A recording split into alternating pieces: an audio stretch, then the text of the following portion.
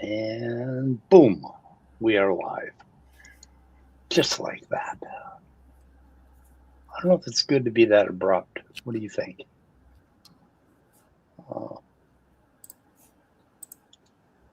Okay. I forgot that we don't have an intro anymore due to, shall we say, Money. free stuff. Well, there's Austin. Oh, in our chat. Yep. Did I put? Oh, I didn't put a link out. No, I did put a link out, Austin. Austin, there's a link out there in our message chat that you could jump in on. Anyway, let's see. So what are we doing? What are we doing today, boys and girls? Besides dying on the vine. Tell everybody the reason why we're doing SNATA on Answers in Atheism rather than on the usual captive desk.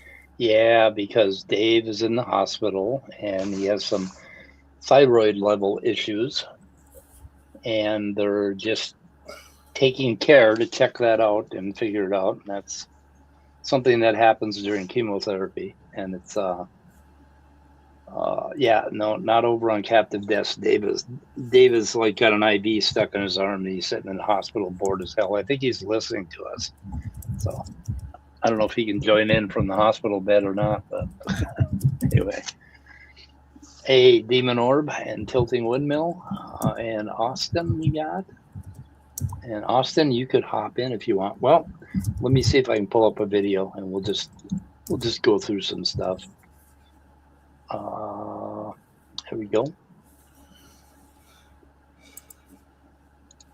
Evolution gets bodied by Jim Bob. Jim Bob is like really fucking brilliant guy who's underestimated by everybody.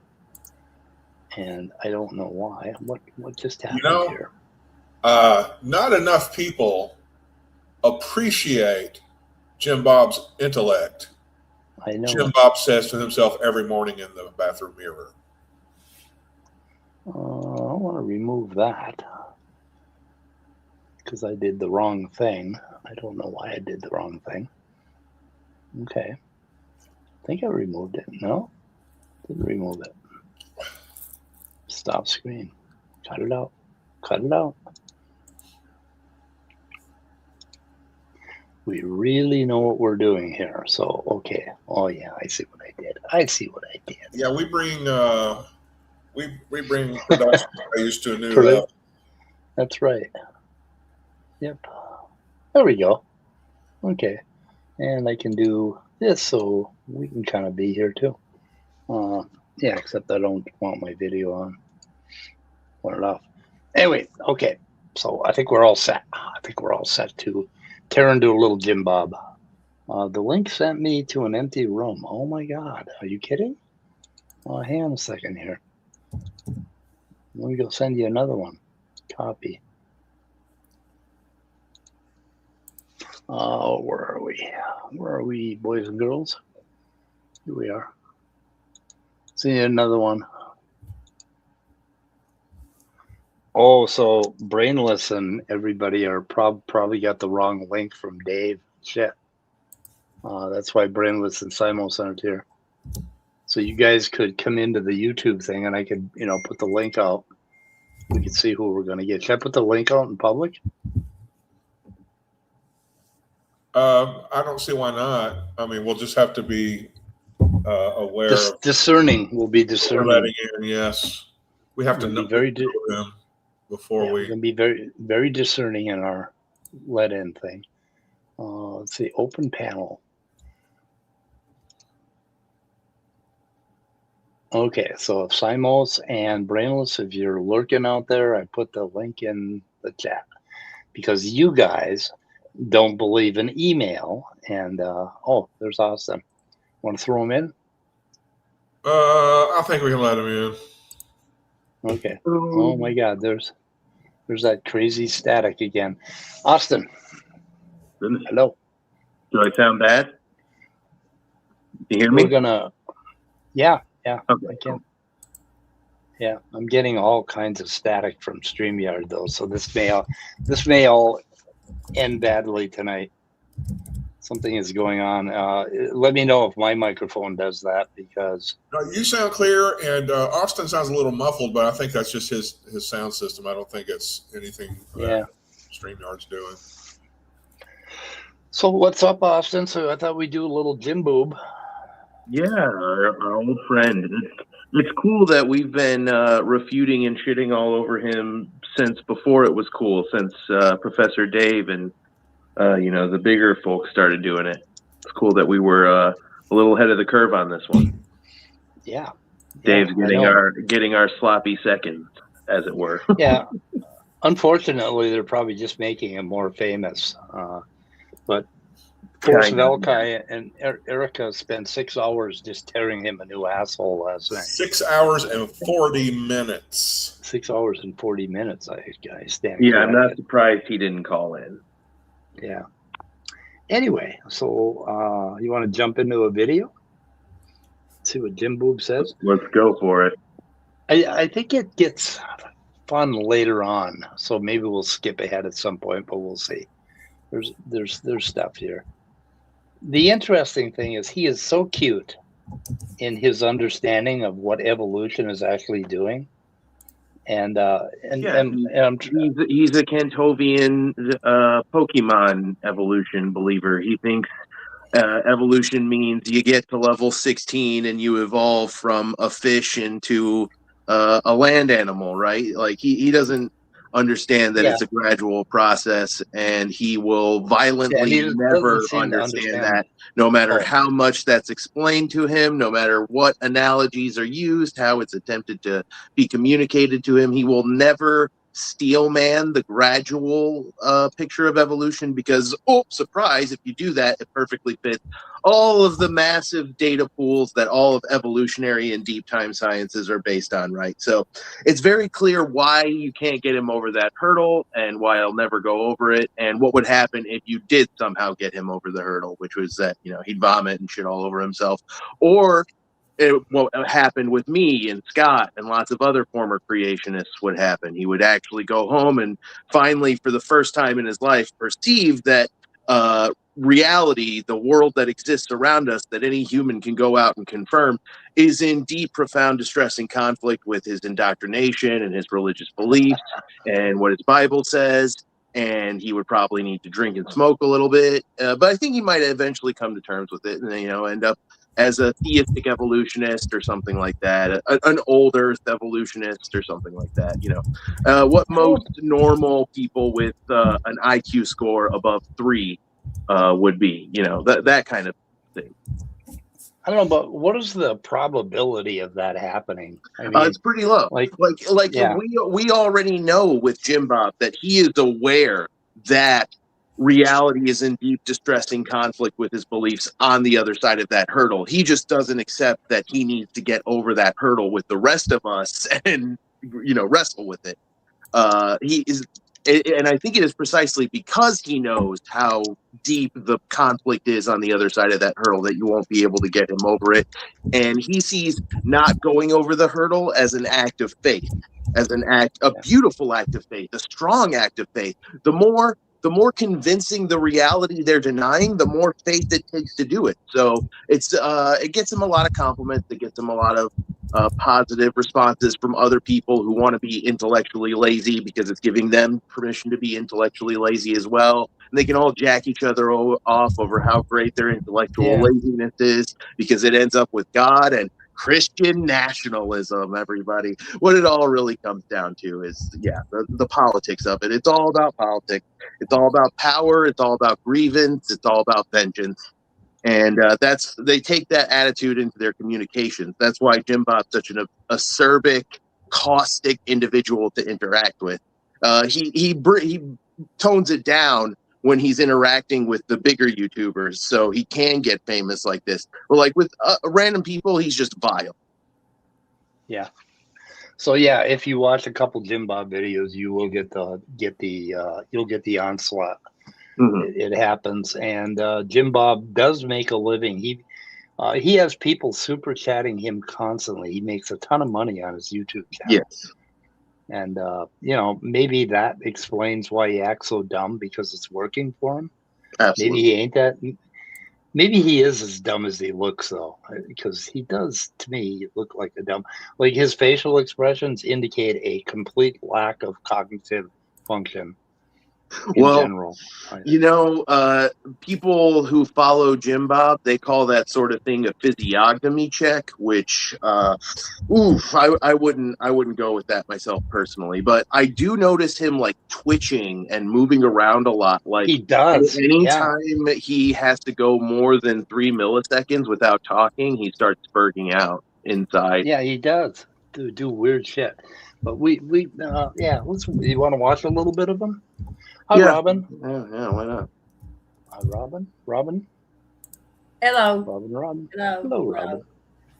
I just want to say that, like, you cannot convince a man to believe something that he makes a living, like it would affect his income.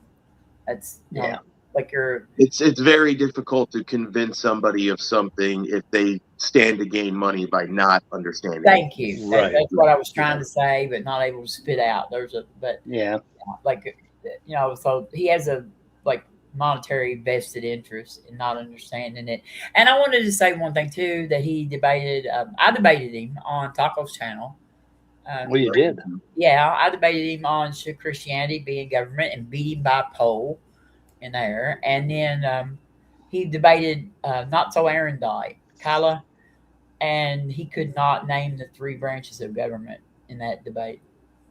Oh wow, typical.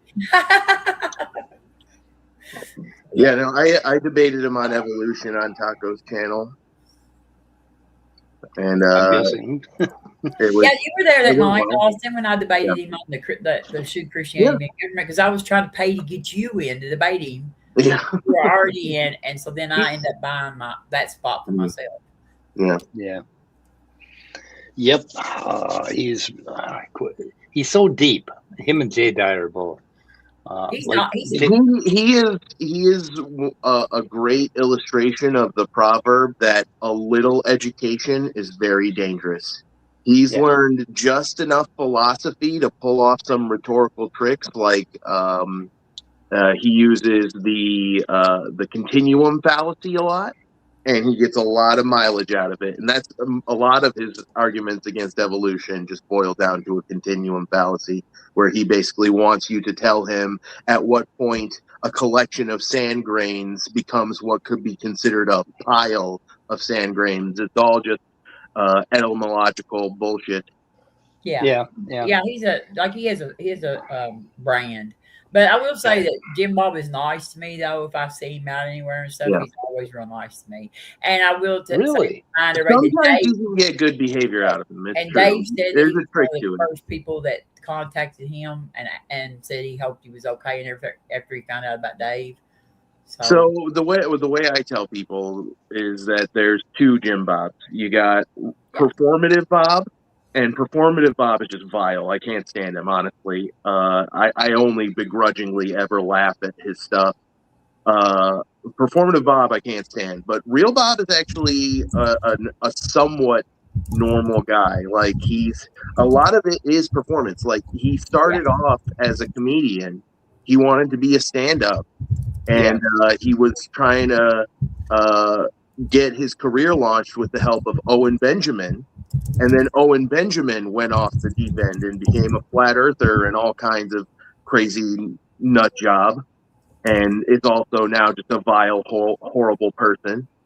And Jim Bob had a falling out with him because Jim Bob wasn't willing to go flat earth, which, makes sense because flat earth is so insane and so stupid and just weird.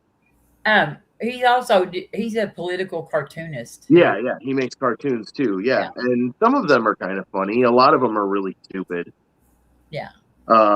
Some of them are also vile. Like, he has cartoons that are just explicitly pro-violence against women, and I can't imagine doing that. It just blows my mind that anybody could see how bad of a problem violence against women is, and then make cartoons that glorify it. Really messed up. Yeah, well, the whole incel community has this big thing that men grant women their rights, and which it completely misunderstands the structure of the human race. because it isn't, because all the men don't get on one side of the country and all the women on the other side. That's exactly what I told them. I said, you are taking for granted that the men, and I said, I know plenty of men who like me more than they like you. And so they would stand beside me. He calls those men a simp. He calls those men simps while he simps for the biggest fucking losers in history, like Confederates and Nazis and, you know, all the right-wing extremists and Christian nationalists that him and big papa fascist Andrew Wilson and anti-Semitic piece of shit Jay Dyer love to jack themselves off over. Yeah. Not all the men are going to be on your side, dude. 100%. Yeah, it's kind of amazing. He forgets that all men have mothers, daughters, grandmothers, wives. I know, right? There's an old saying that says that women have all the money and half the, you know what? So, yeah. I won't say that word on here, but yeah.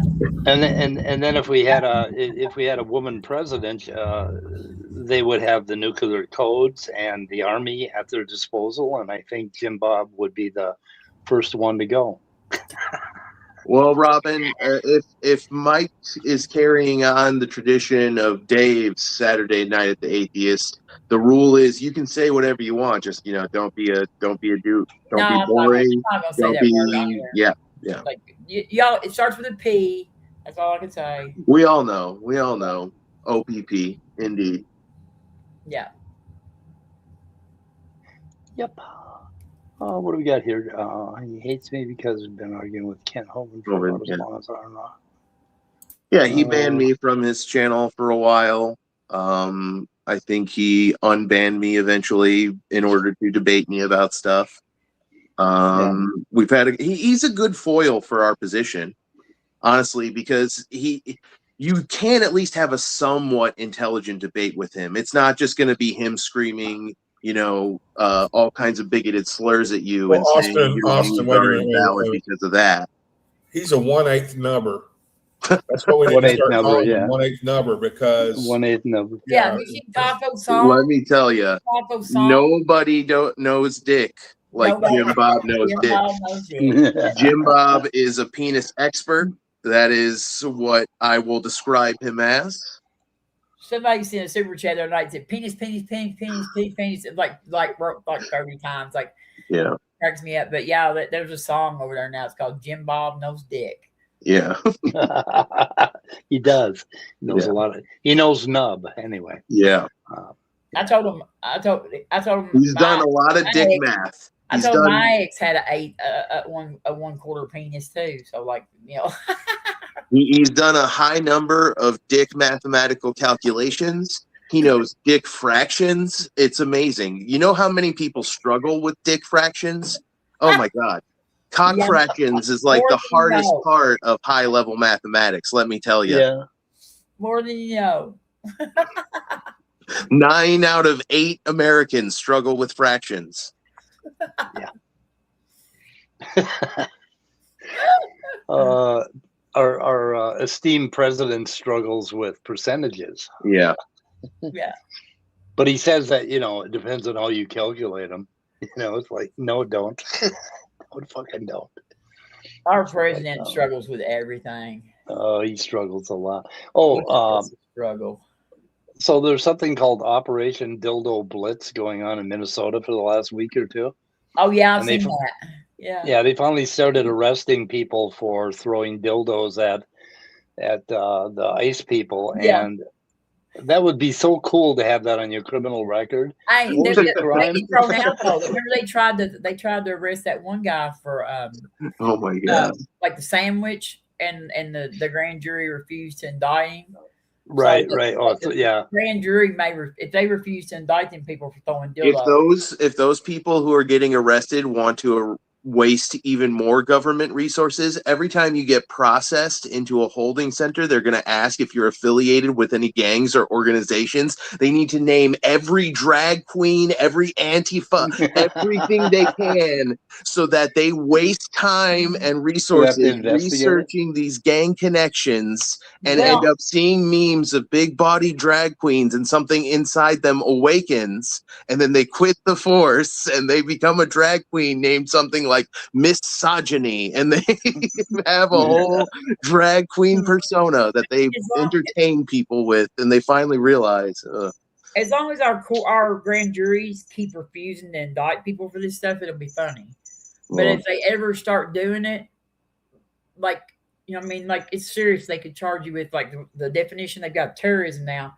They could actually charge you as a domestic terrorist. Yeah. Like, the only thing that's saving us is that the grand juries will not take this seriously so far. Right. Yeah.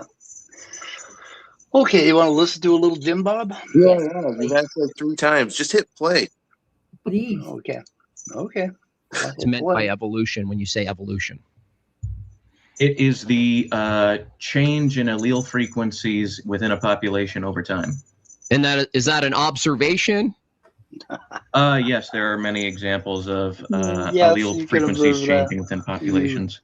Okay, so then if a scientific theory is more than the observation. So is this just him debating some rando, like in Discord chat, it looks like? Yeah, he's talking to somebody. Yeah. Okay. And the guy does okay, but not really well. Anyway, I'm not sure who he is. His name is I don't know what his name is. I'm not sure. He never discloses that very well. So anyway, how is the theory of evolution, as you would say? So if you want to pause the video, say nubs very clearly and loudly. Yeah. I'll put theory, a fraction, nub theory.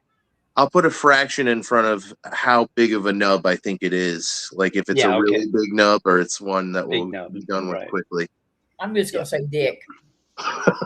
Okay, dick's fine. Or foreskin is also fine. That was our traditional one that we used to use. But everybody voted it down because nobody has a fucking sense of humor. I don't know what's wrong with people. Anyway, okay, here we go. Distinct from the observation of changing alleles. Well, let me ask you some questions. Do you know how DNA works? How it works? Not exactly, but no, not all at right. Well, are you familiar with the term central dogma of genetics? You know, I don't claim this, but I've heard that Jim Bob has to use a little index card, flash card to even spell DNA. So he doesn't really know a whole lot about anything. I got a few bookmarks, so I popped ahead here. But he's okay. The thing about do you observe changes in allele frequency over time? Yes, we do all the time. You know, we can sequence DNA now. We can figure that stuff out, so no problems. One of the things I love about that is you don't even need to be able to sequence DNA to see that. There are visible mutations. Like one of the most obvious visible mutations is just change in pigmentation, something becoming darker or lighter. And it's also one of the ones that's most likely to have an impact on fitness and survivability, because if your pigment changes the wrong way, you become a lot more visible to predators. And if it changes the right way, you become a lot less visible to predators. And so in that example, you have not only a mutation that you can easily see with your eyes, you see how that mutation can have an impact on fitness and proliferate it into the following generations. And I love it because it's such a good example for exactly what he's asking about,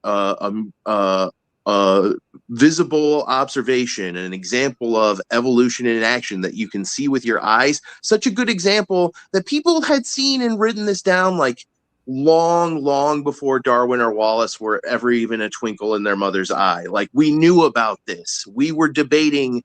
People think like humans didn't start debating species fixity versus mutability of species until Darwin showed up. No, there has been models of species mutability in human thought since like the ancient Greeks, like Anaximander. He thought humans had to have evolved from a more basal primal species because he didn't see how a Homo sapien infant could survive in a jungle. And he had a point. Yeah, well, like they always tried to, like, a lot of times Darwin always just figured out the natural selection part of it. But like a lot of those people before that wanted to apply a teleological, like, driven mechanism. And that was where, you know, Darwin came in. Lamarck.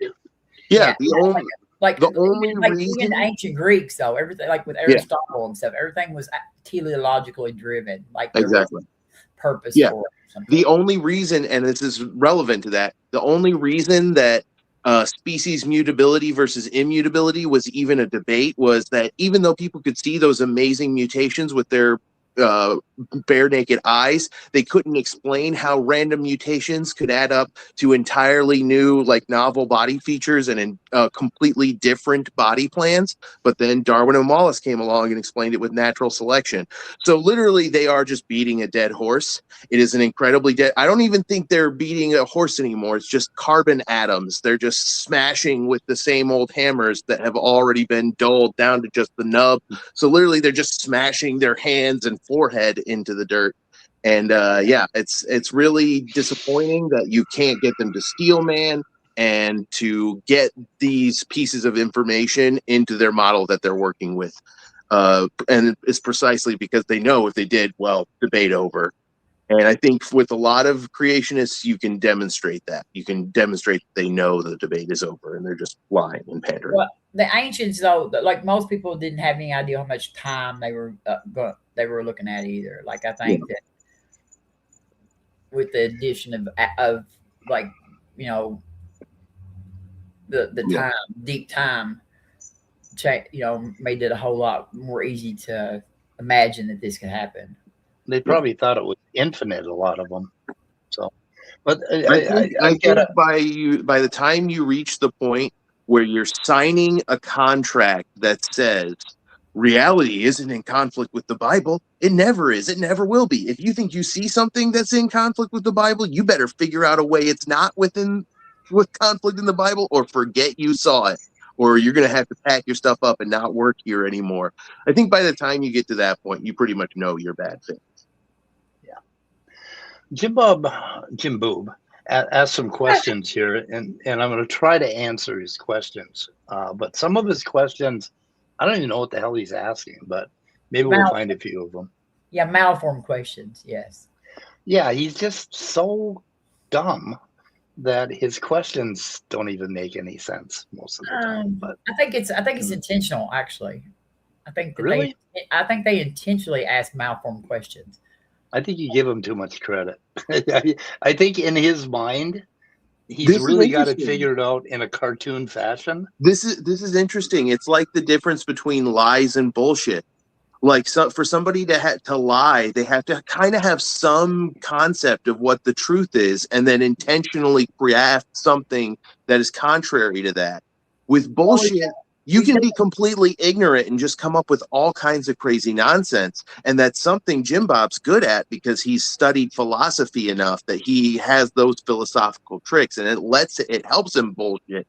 This is one of the dangers of philosophy. It is a breeding ground, a fertile breeding ground even, for tidal waves of bullshit. We've already established that he has a monetary vested interest in understanding this. Oh, sure, for sure. Yeah.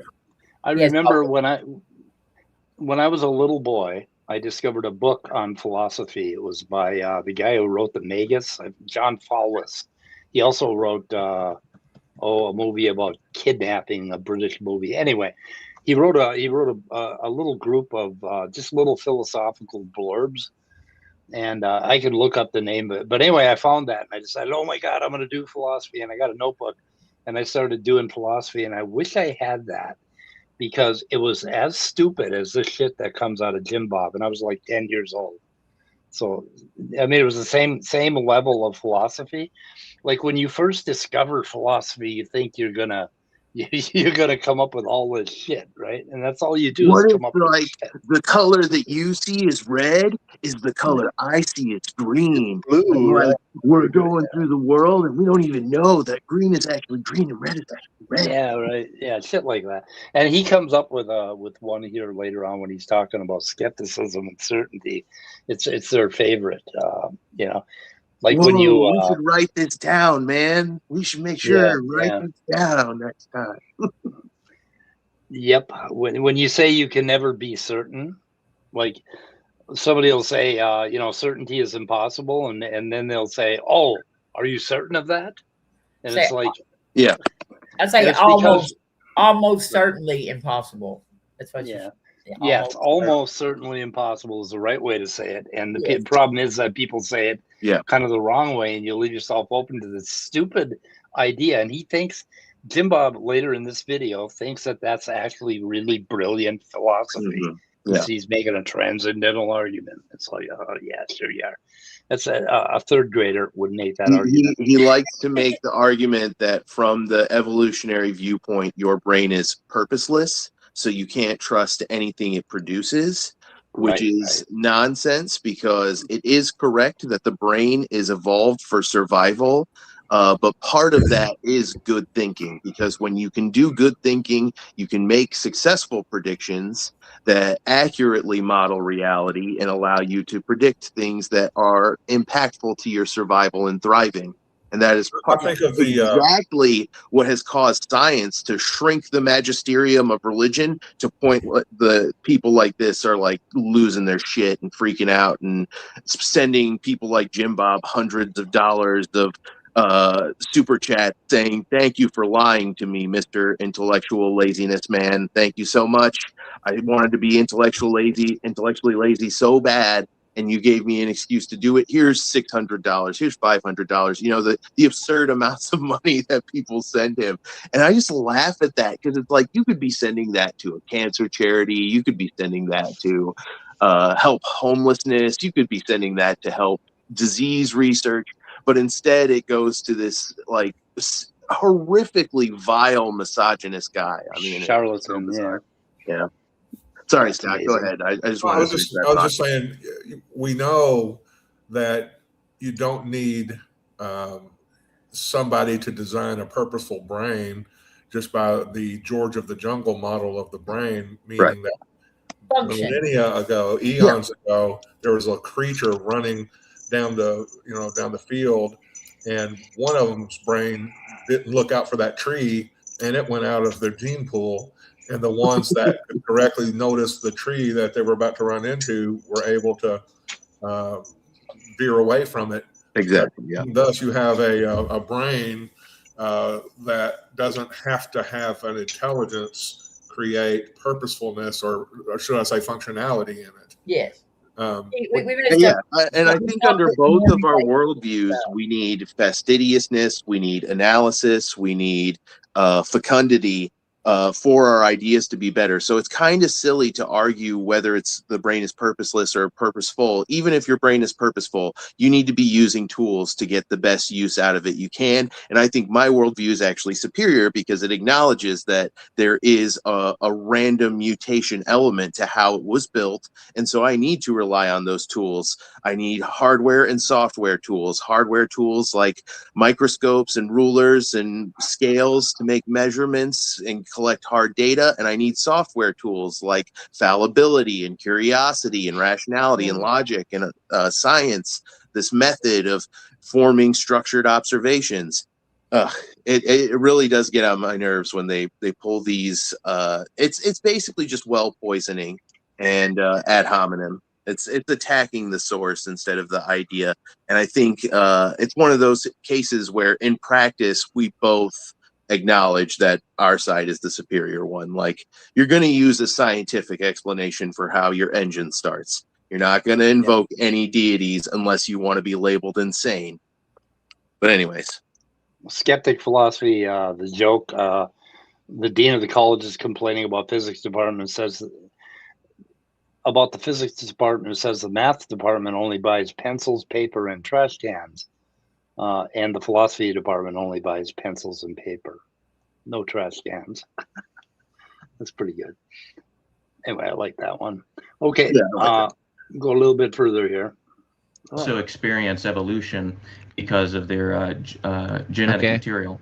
Okay, but the thing is, if we can't agree on what evolution is, there's no point in diving in. So that's why if changes in allele frequency is merely a local observation we have of organisms, micro, macro, then I'm trying to understand what the evolutionary theory is if it's distinct from the observation of changes in allele frequency. It's a good question. Well, they are related. You see, DNA, to get back to the explanation of how DNA. Look at his face. I mean, what he's doing with his face, right? Is he going to listen? I mean, look at his goddamn face. Yeah. It's like he asks a question, and like, okay, this is, it's a fair question. How does a change in allele frequency create a liver, right? That sort of thing. Fair question. But then when you start to talk to him, he's doing this shit. Well, I mean, the theory of evolution. So you have DNA, which is the long-term story. What's that? I said you don't even have to know nothing about DNA to figure that. Like the theory of evolution, you don't even have to start with DNA. Yeah. Though. Like fucking, we didn't find out about DNA till way after the theory. Oh shit! My sound is cutting out. My sound cut out completely. Is anybody talking? Go out and come back in. I am not talking. This is me not talking. 1, 2, 3. I can hear y'all, but I can hear y'all. Okay, it's better now. For a while, it every now and then it just blanks out. I have no idea what's going on, and I think it's StreamYard that's doing it, and it could be Google Chrome. I don't know. Yeah, pretty much the uncarved block, because when he does this, he gets lots of super chats. They send him money and they say thank you for finding a way to mock the people who don't use intellectual laziness. It really helped me justify it. And so that is one of his main goals for sure. So now Jim Bob was asking, so re-summarize the question for me, somebody. What exactly did Jim Bob just ask? Something about evolution apart from what is it? Okay. Yeah, what is the theory of evolution? Yeah, you can observe changes in allele frequency. How does that lead to evolution? Things like a morphology changing over time, fins going to limbs or whatever. That's what he's asking. So that was the question. So he wants to go to school and learn about evolutionary development, right? Right. And this guy's going to try to bring up embryology, I think, here shortly. But Jim Bob is just going to not hear that part. So yeah. Okay. Storage of genetic material. In order to convert DNA into proteins, which is what DNA codes for, DNA must first be transcribed into RNA, which is a different form of genetic information, which is that music that's actually coming from Jim Bob's brain. That's what happens every time somebody tries to teach him something. Yeah, and it's actually coming out of his ears. I mean, you think it was a soundboard, but no, this is actually what's happening in his brain right now. So can the person hear that? What's that? I don't think they can. Because I would hang up on him. What's happening is he's in Discord and he's streaming on YouTube. Oh, okay. And he's talking to somebody in a Discord chat who probably doesn't know they're on a YouTube live right now. And basically what this music is signifying to his audience is, listen to this dumb expert, listen to this dumb idiot who memorized stuff. Telling a story. And actually learned what the model is. Listen to him waste all of his time trying to tell us that God's creation is in conflict with our interpretation of God's word. We already know Jesus loves us, okay? Like, he's going to try and tell us that Jesus doesn't love us. He's going to try and tell us that Jesus isn't real. Please listen to the bullshit he has to come up with to justify. Yeah. Well, like I know when you go in a Discord room, if there's somebody playing that, it'll say that somebody's clipping. Like, it'll say in there that somebody has engaged clipping. You may not know exactly what is going on, but you do know that somebody's doing something that's recording it or whatever. Yeah. Oh, let's see here. Okay, we're going to move on a little bit. Into proteins. Okay. And since DNA codes for proteins, now he's got to a interrupt change in here. DNA would thus change the protein, which would thus change the structure. But that doesn't always happen. This is what he's a lot of notes does. in depth. This is where he starts twitching. He asks a question that is maybe even a fair question, maybe a really malformed one that requires an answer. And then as the person is answering the question, he's already thinking of 20, 30 other questions to ask the person, and will interrupt them with the best one he can think of as soon as it pops into his head. And he will rarely ever let somebody finish a statement without asking them a question before they're even done answering the first one he does. And it's an effective rhetorical style, but it's not a great method for arriving at truth, because what it does is it makes you aggressively hyper skeptical to everything that doesn't confirm egosyntonic feelings, that doesn't make you feel good. Basically, if something makes you feel bad, it's like engage hyper skepticism mode. If something makes you feel good, all of your logic is being put to justifying it. Yep. Oh, okay. Let's see what he says. He's twitching. Okay. Explain genetics.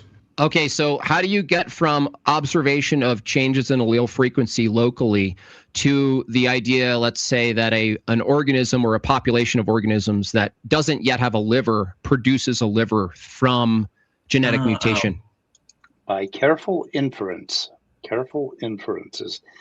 Something Jim Bob doesn't apparently understand is how you can infer something from observations in the present. You can infer what happened in the past. For instance, if there's a garbage can tipped over in your yard and the garbage is all over, you can infer that raccoons attacked your garbage can. That's what it's called, Jim Bob. Anyway, that's short answer. Well, and here's what, he doesn't understand how this, something that's not completely developed is still functional. Like that's where his nub core, his right. Yours functions the same as like a regular size one. So it has a function. So like that, it doesn't have to be a fully formed organ before it has some function. Do you know Kurt, Mike? This is Kurt chatting to us right now. Kurt Allen? Yeah, he's a medical doctor and a former young Earth creationist, and now he's been on YouTube debating with some of the MAGA dude bros like Jim Bob and Andrew Wilson. He's great. You should get him on sometime if you can. Get in touch with him. Okay. Does he have a channel? I don't think he does. I think he just appears on other people's channels. But yeah, you should try and have him on sometime. You can have him most nights on tacos. Reach out to me in email. I'll put my email address in so anybody can reach out to me. And my full name, which I have been disclosing since I got old because I don't give a fuck anymore. If you kill me or not, I really don't care. Okay. So let's see.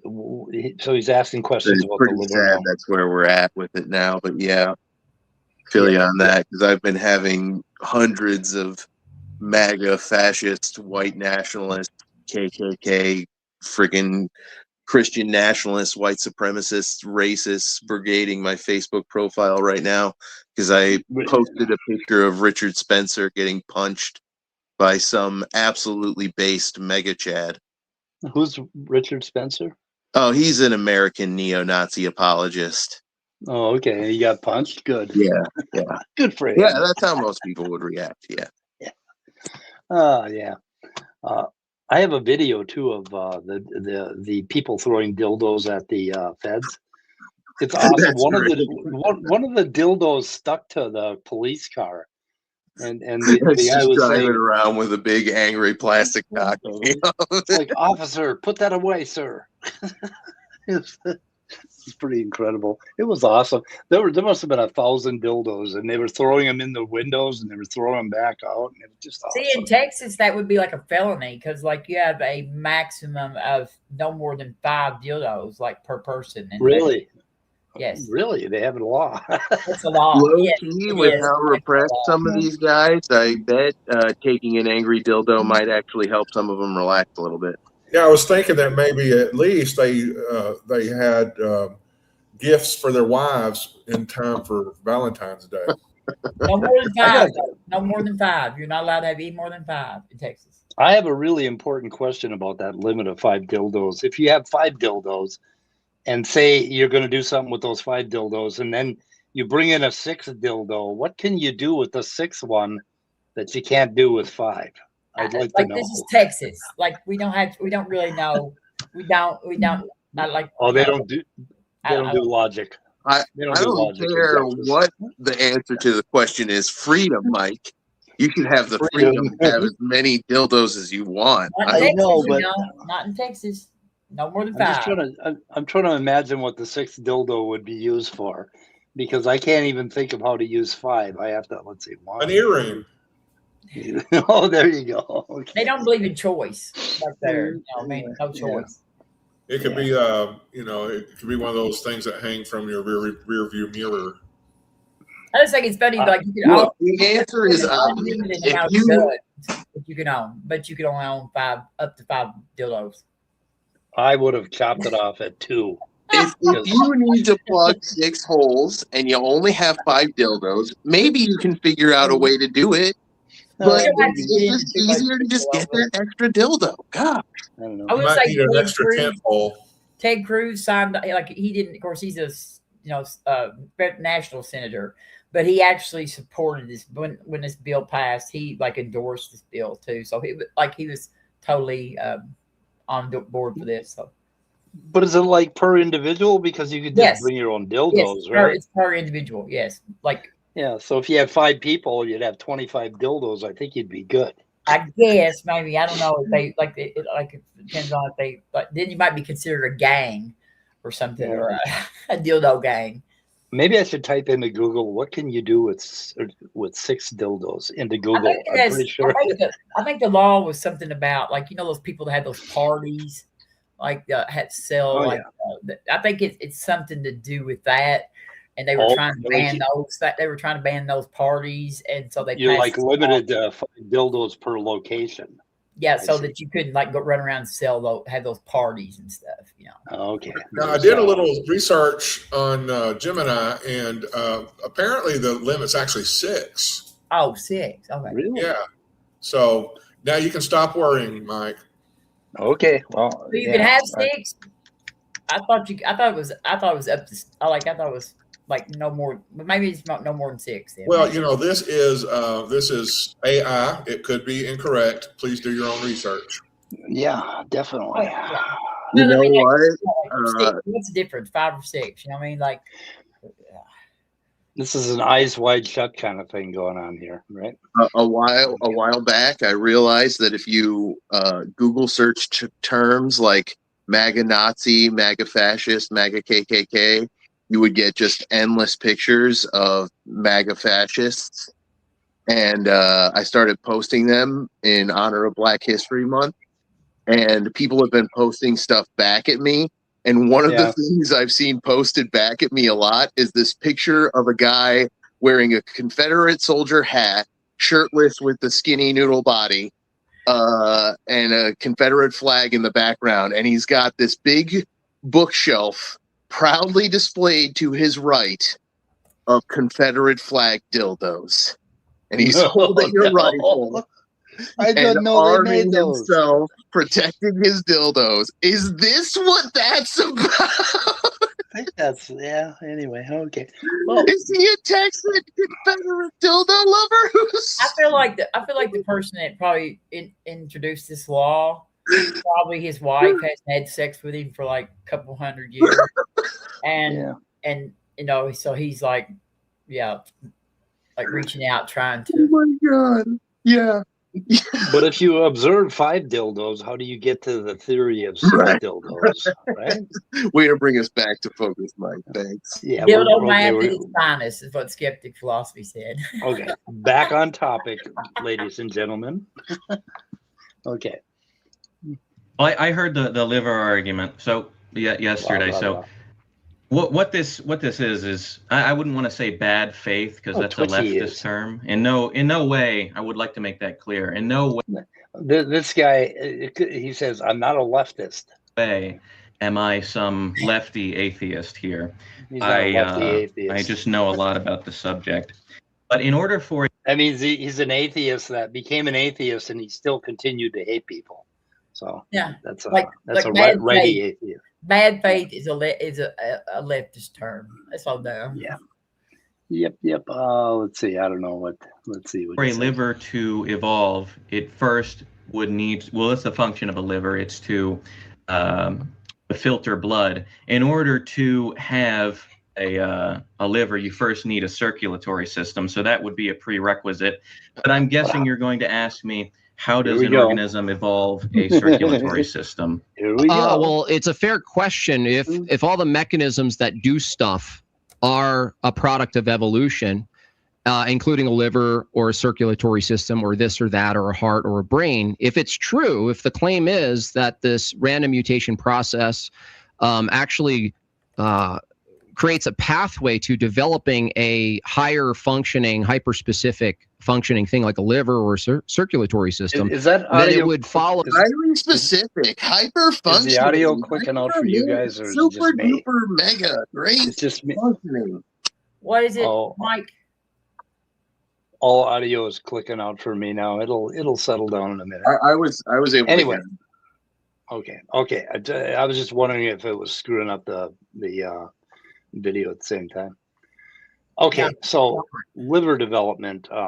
So this guy wasn't really prepared for that, but there's something called the amphioxus. It's like what the hell is it called? It's a lancelet. It is a real weird little fish. It's a little leech-like fish, and it has a rudimentary liver, and all it is a collection of blood cells, but basically, or veins, or it would be arteries. Yeah, a collection of arteries that does something with metabolism, with the tissues around it, and that's the very beginning of a liver, and that's how livers started. Basically, that's how they evolved. And you have to know a little bit about evolution and embryogenesis in order to visualize how a liver could have evolved, and how a fully formed, fully functioning liver would start up. But anyway, and that's how you start out as an embryo. Your heart sends out a signal that basically starts liver development in a little area around your small intestines. Look in chat. That have a collection of blood vessels. What's that? Look in chat. Oh, where? What's it say? Made by Jim which Bob. one? Oh, he's here. Hi, Jim Bob. Jiboob. How'd the liver develop, Mike? Oh, I'm sorry, okay. Mike. I didn't mean to interrupt you, but he's here. No, you don't start with a liver. You start with a collection of blood vessels and a bunch of cells that specialize with small mutations. And then generation after generation, there is mutations that cause basically different metabolic pathways in those cells, and they slowly become more and more specialized over several million, tens of millions of years, probably. So anyway, hi, Jim. Well, you can't get Jim Bob to admit that the planet is tens of millions of years old. No, you can't. That's a whole other hurdle to get over there. Right. Yep. It's not a liver. It's an endothermal invagination at the cell specialization. Yes, before anatomical change. Be sure you hit the like button before you leave, Jim Bob. Be sure you hit the like. But it differentiates. The cells keep differentiating, and when cells differentiate, they do so. They have a surface and they have an inside, and the inside is going to get different signals than the outside, and those cells are going to be around other cells, and it's just this whole signaling pathway that creates in the embryo that creates a fully formed liver. But how did it evolve? Well, it started out as a very, very simple set of maybe one type of cell and a collection of blood vessels. And we can see that in extant species like the amphioxus. I don't know how many other stages. There are many other stages that you could find if you just go look around a different species. So anyway, okay. Where are we? That the process that you're appealing to actually did produce it, right? So this is what I find kind of interesting about the evolution arguments is that it never fails. You either grant yourself a population without explaining how you got a population, or you grant yourself at the... What the fuck is he talking You want about? to talk about arguments that never fail? God did it with magic. Okay, yeah, that never fails, right? You want to talk about the process that created a liver naturally, the only one that anyone serious is putting on the table? Or do you want to claim that it was done by magic in a garden 6,000 to 12,000 years ago? Come on, be serious. Okay, there are no fucking philosophical assumptions in evolution. Evolution is just about the same stuff that you do every day when you try to figure out where your pants are and how to put them on. It's the same thing. There's no philosophical assumption involved. You have to make some transcendental claim about your pants before you put them on, Jim Bob? I don't think so. Well, how can you put your pants on without knowing where they came from, Mike? Oh yeah, right. You got to know where they came from. And you got to know why there are pants and what is the deal with two pant legs? And the birthday of the man who sewed your specific pair of pants. Oh yeah, you got to look at the Darwin of pants. You got to go back 200 years and start questioning his philosophy. So you got to look at the Darwin of pants. Who invented pants? I don't know. Good question. How did pants develop? It never ends. More micro level or moderately micro level, you say I need a proto liver, I need a proto something, please give me something to work with. But the problem is the thing that you're granting yourself, and you definitely telegraphed it well, is that you keep granting yourself the starting thing, but okay, the starting thing was not a proto liver. It was a collection of blood vessels, basically. It didn't have to be a proto liver. And this is just more obscene projection because Jim Bob is granting himself the claim that God's world can't possibly be in conflict with his interpretation of God's word, which we've already been over. I don't have to repeat it again. Unless Jim Bob wants to actually answer that question now that he's here, but he has turned. He came up with something brilliant. Is randomness a philosophical assumption? If you throw down a deck of cards, okay, is that random or not? Are you going to call that random? Is that a philosophical assumption? I don't think so. I think it's an observation. Anyway, I don't know what the hell he's talking about. Let's see. So Top Dog has some Stated Clearly videos that people should watch.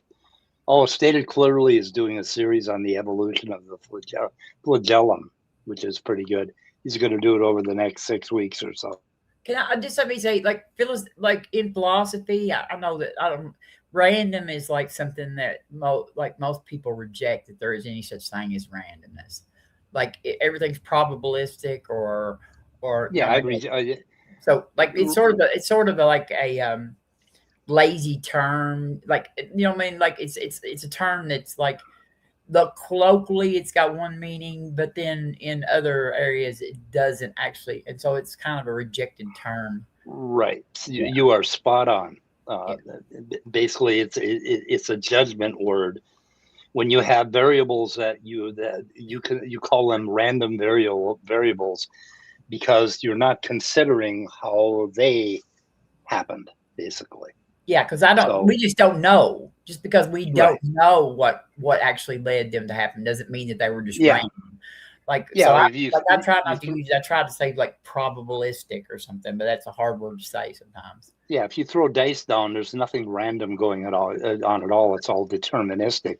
But there are so many things that you can't tell about the spin of your hand, what the air is doing, the non-conformity in the dies.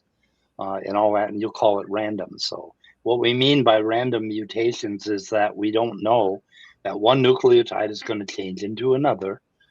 And well, we can predict a little bit about what's likely to happen, but mostly it's just random. So mutations in DNA, we can't predict exactly what they're going to be, and that is random. So yeah, from our point of view, it looks random. Yeah. Yep. And there's no assumption about the randomness of DNA mutating. It's just chemistry. Nothing, there are no philosophical assumptions in chemistry. It's just like, I don't know what the hell he's talking about. Anyway, let's see. Okay. What do we got?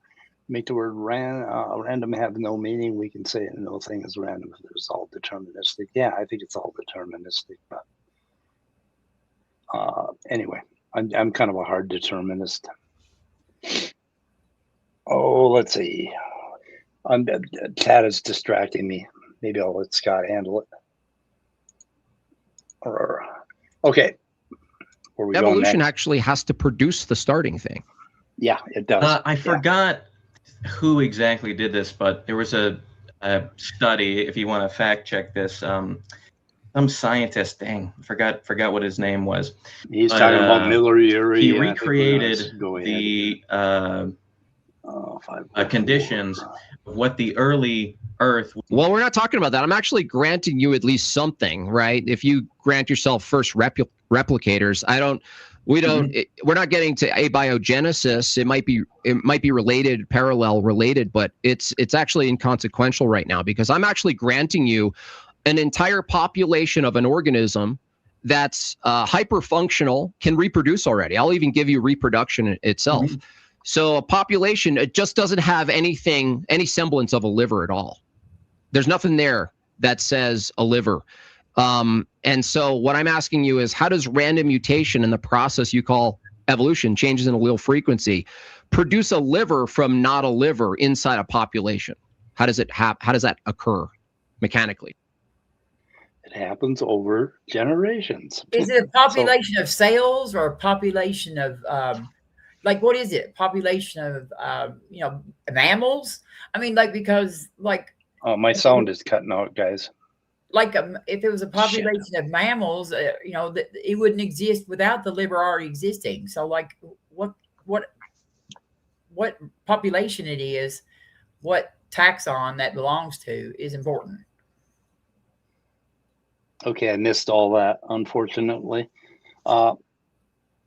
Yeah, there's basically, okay, you can imagine a long time ago in a place far away, there was a population without a liver. Basically. Population of what though? That's what I'm saying. Like, what, a population of cells? A population? Oh no, it would be it'd be a multicellular animal of some sort, probably around around the Cambrian. But I mean, like, it would be a very advanced animal before the liver would start developing. We may not need like you said, fully formed, but like that part would develop long before the thing became most species. Yeah, there'd be a digestive tract, because the digestive tract is the digestive tract and your heart are what make your liver develop as an embryo, basically. So basically the signaling got changed very early on, and your digestive tract has loops in it, and one of those loops developed a proliferation of veins, basically, that took the food from the digestive tract and basically went to the rest of the body. And that proliferation of veins is where the liver started to evolve, because there were cells around that, and the blood cells exchanged information and biomolecules with the tissue around it. And they did something metabolic that was advantageous. And that advantageous thing is why it fixed in the population. Just enough that versions of it still exist on the planet. Right. And it kept going. And then if another metabolic function randomly comes along in those cells, then those cells would become a little more specialized, basically, and they'll do something else, and it will give it another advantage in the population. Now it can handle toxins of a certain sort, say. and that ends up fixing in the entire population, because that thing lived longer, reproduced more than anything else over time. And you can imagine all these small steps from there. And then so those cells that basically were interacting with the blood vessels became more and more specialized, and they developed subtypes and cells within cells, and you ended up with that structure of the liver, basically. And so it's all small steps. And what you have to do is you have to figure out every single small step in order to come up with a complete story of the liver. But what you want to do if you want to falsify the evolution of the liver is you have to give me a step that cannot possibly happen in this universe. And I'd like to know what the hell that is, because I can't imagine it. Okay, yeah, even the very first step of just having a loose conglomeration of cells, that also already exists in reality right now in the animal kingdom. It's one of the major animal phyla in the animal kingdom. It's the phylum Porifera. It's sea sponges, choanoflagellates. They can easily go from being monocellular to multicellular, but even when they're multicellular, they are just loose proliferations of cells that exist as a sessile filter feeder. They push water through their structure and they feed on the water they push through it, and they've never even evolved tissues or organs of any kind because they've never had to. It has been a very successful evolutionary strategy for them, and it's an example of how you can have an organism without even having tissues. So it's easy to see how you can go from monocellular to multicellular, and then from multicellular to an organism with tissues in other animal phyla like planarians. And if you look into zoology, you see that there's a whole series of steps from monocellular organisms to modern complex organisms through all the extinct organisms, like in the Cambrian explosion and the Devonian and the Sisonian and all the Mammalian freaking many eras of deep time that have occurred on this planet. And the deep time evolutionary science model explains it better than anything, way better than anything presuppositionalist creationist Bilbro has to offer. So that is just the bottom line of the debate. But I appreciate you are a good foil for us. You are a good foil for us to argue against. You do bring some good questions, and I like answering them. So thanks for stopping by. I was reading it, like it's an early vertebrates, and it actually, in fish, it actually helped with buoyancy too. Oh, let's see. He's talking about his criterion for natural selection to find out whether something's advantageous or not. The criterion is if it dies, it dies. If it doesn't die and it reproduces, it's fine. I don't understand what he means by this, but anyway, so where does this start at? So, and Ellen is trying to help him look at evidence of agentic action on the brutal versus lack of agentic action and the corpse. I'm not sure what he's talking about. I don't know where this conversation started, so I'm not sure what you guys are talking about. How do you determine something lacks? I think he's talking about Jim Bob's Hovindian perspective on taphonomy and fossils. He's kind of the Hovindian persuasion that, a fossil only proves that a creature died. It doesn't prove anything else. They didn't come with a date stamped on it and blah, blah, blah. You know, it's just science denial, just straight up science denial, really, because you can tell lots of things about a fossil. For instance, if it has orbitals, you can probably tell that that organism had eyes. You know, it would be a rational assumption to make, right? Like, we've never seen an extant organism with orbitals who doesn't have eyes inside of it. But I guess you can't tell that just by a fossil, right? Well, it's kind of ridiculous. Okay, so Jim Bob, really, are you asking how you can tell if something is an agent or not? You're asking whether or not you can tell if an insect is dead or alive? I mean, if there's a bug laying on your table and it's not wiggling around and moving, I'm guessing it has no agency. I mean, clearly you're having trouble with that concept. Really? Jim Bob? What the fuck is he talking about? So we have a criteria for telling whether something's agentic or not. It's like, Jesus Christ. I think it's an intelligent design argument. It's like saying evolution is so incredible, these changes are so intricate and seem so teleological and purposeful that it has to be the result of a designer. Or it's an argument from information, like the code that living things are made out of can't exist without a coder, you know. I think y'all assume that he does it like he's totally confused about these questions, and I think they're just filibusters. Like, I'm not convinced that he does not understand this. I think that he comes at it from the presuppositional worldview, which says that it's impossible for God's world to be in conflict with God's word. So when he sees data that suggests that his interpretation of God's word rather, is in conflict with God's world, there's got to be some other explanation, because that's not actually possible. You know, he might decide to reinterpret scripture and say that he interpreted it wrong, you know, something like, oh, no, okay. Yeah, probably. I mean, I'm wrong about a lot of things. But we're both trying to, like, decide what his motive is. And yeah, you might call it untangling the skein of his fuckwittery. Yeah. Which I think it's useful to understand, but yeah, it's ultimately, the fact is that reality indicates that the creation, design, evolution, denial worldview is ultimately wrong, especially and egregiously the young Earth one, because the Earth is just undeniably extremely ancient.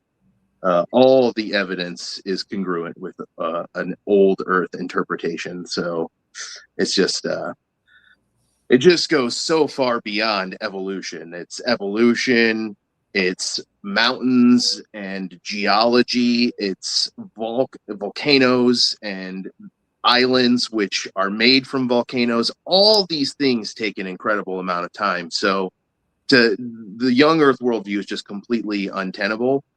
And if you can dismantle that worldview and allow for the old Earth, evolution is no problem, because all these processes, we can perceive them happening in the real world. Imagining them occurring for a long, long time is part of the process that is inference. You can't say exactly, but we use fossils and DNA testing to make sure those models are as accurate as they can be. And they are as accurate as they can be based on the data we have now. We might get more. But I think it's unlikely that we'll get any data that's strong enough to make extreme changes to the model. It's going to be modern synthesis, or it's going to be extended evolutionary synthesis, or some combination thereof. It's definitely not going to be intelligent design or creationism of any kind. Oh, you're a presup. You're inevitably talking about God. Where's Mike? Mike, you still here? I think it has to be. He has to be, because he's the one showing all these chats live. If you're talking, Mike, we can't hear you. Yeah, Mike, he's muted. I was muted. Oh, okay. Anyway, Austin, let's see. Oh, what the fuck? So the question is so much whether or not in the chat right now that I'm not even paying attention. I know. To so that's the only thing I'm seeing. So thank you for sharing those. Whether or not anything in biology can correctly or incorrectly function? What the fuck are you talking about? Everything in biology is functional, because if it wasn't, it wouldn't exist. The parents had to be functional to produce the gametes that produced the offspring, and in the microbiological world, the cells had to be functional to produce the cells that they produced by meiosis or mitosis. So it's functional. That's all the evidence. It's just logically obvious that it's functional. It has to be functional, otherwise you wouldn't exist.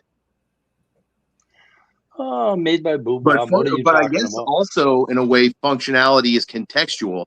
Like, is a virus functional, Jim Bob? Not for us. For us, it kills us. But for the virus, its function, its evolutionary strategy to enslave cells and get those to produce the viral product instead of their cellular product. Like, define function for me.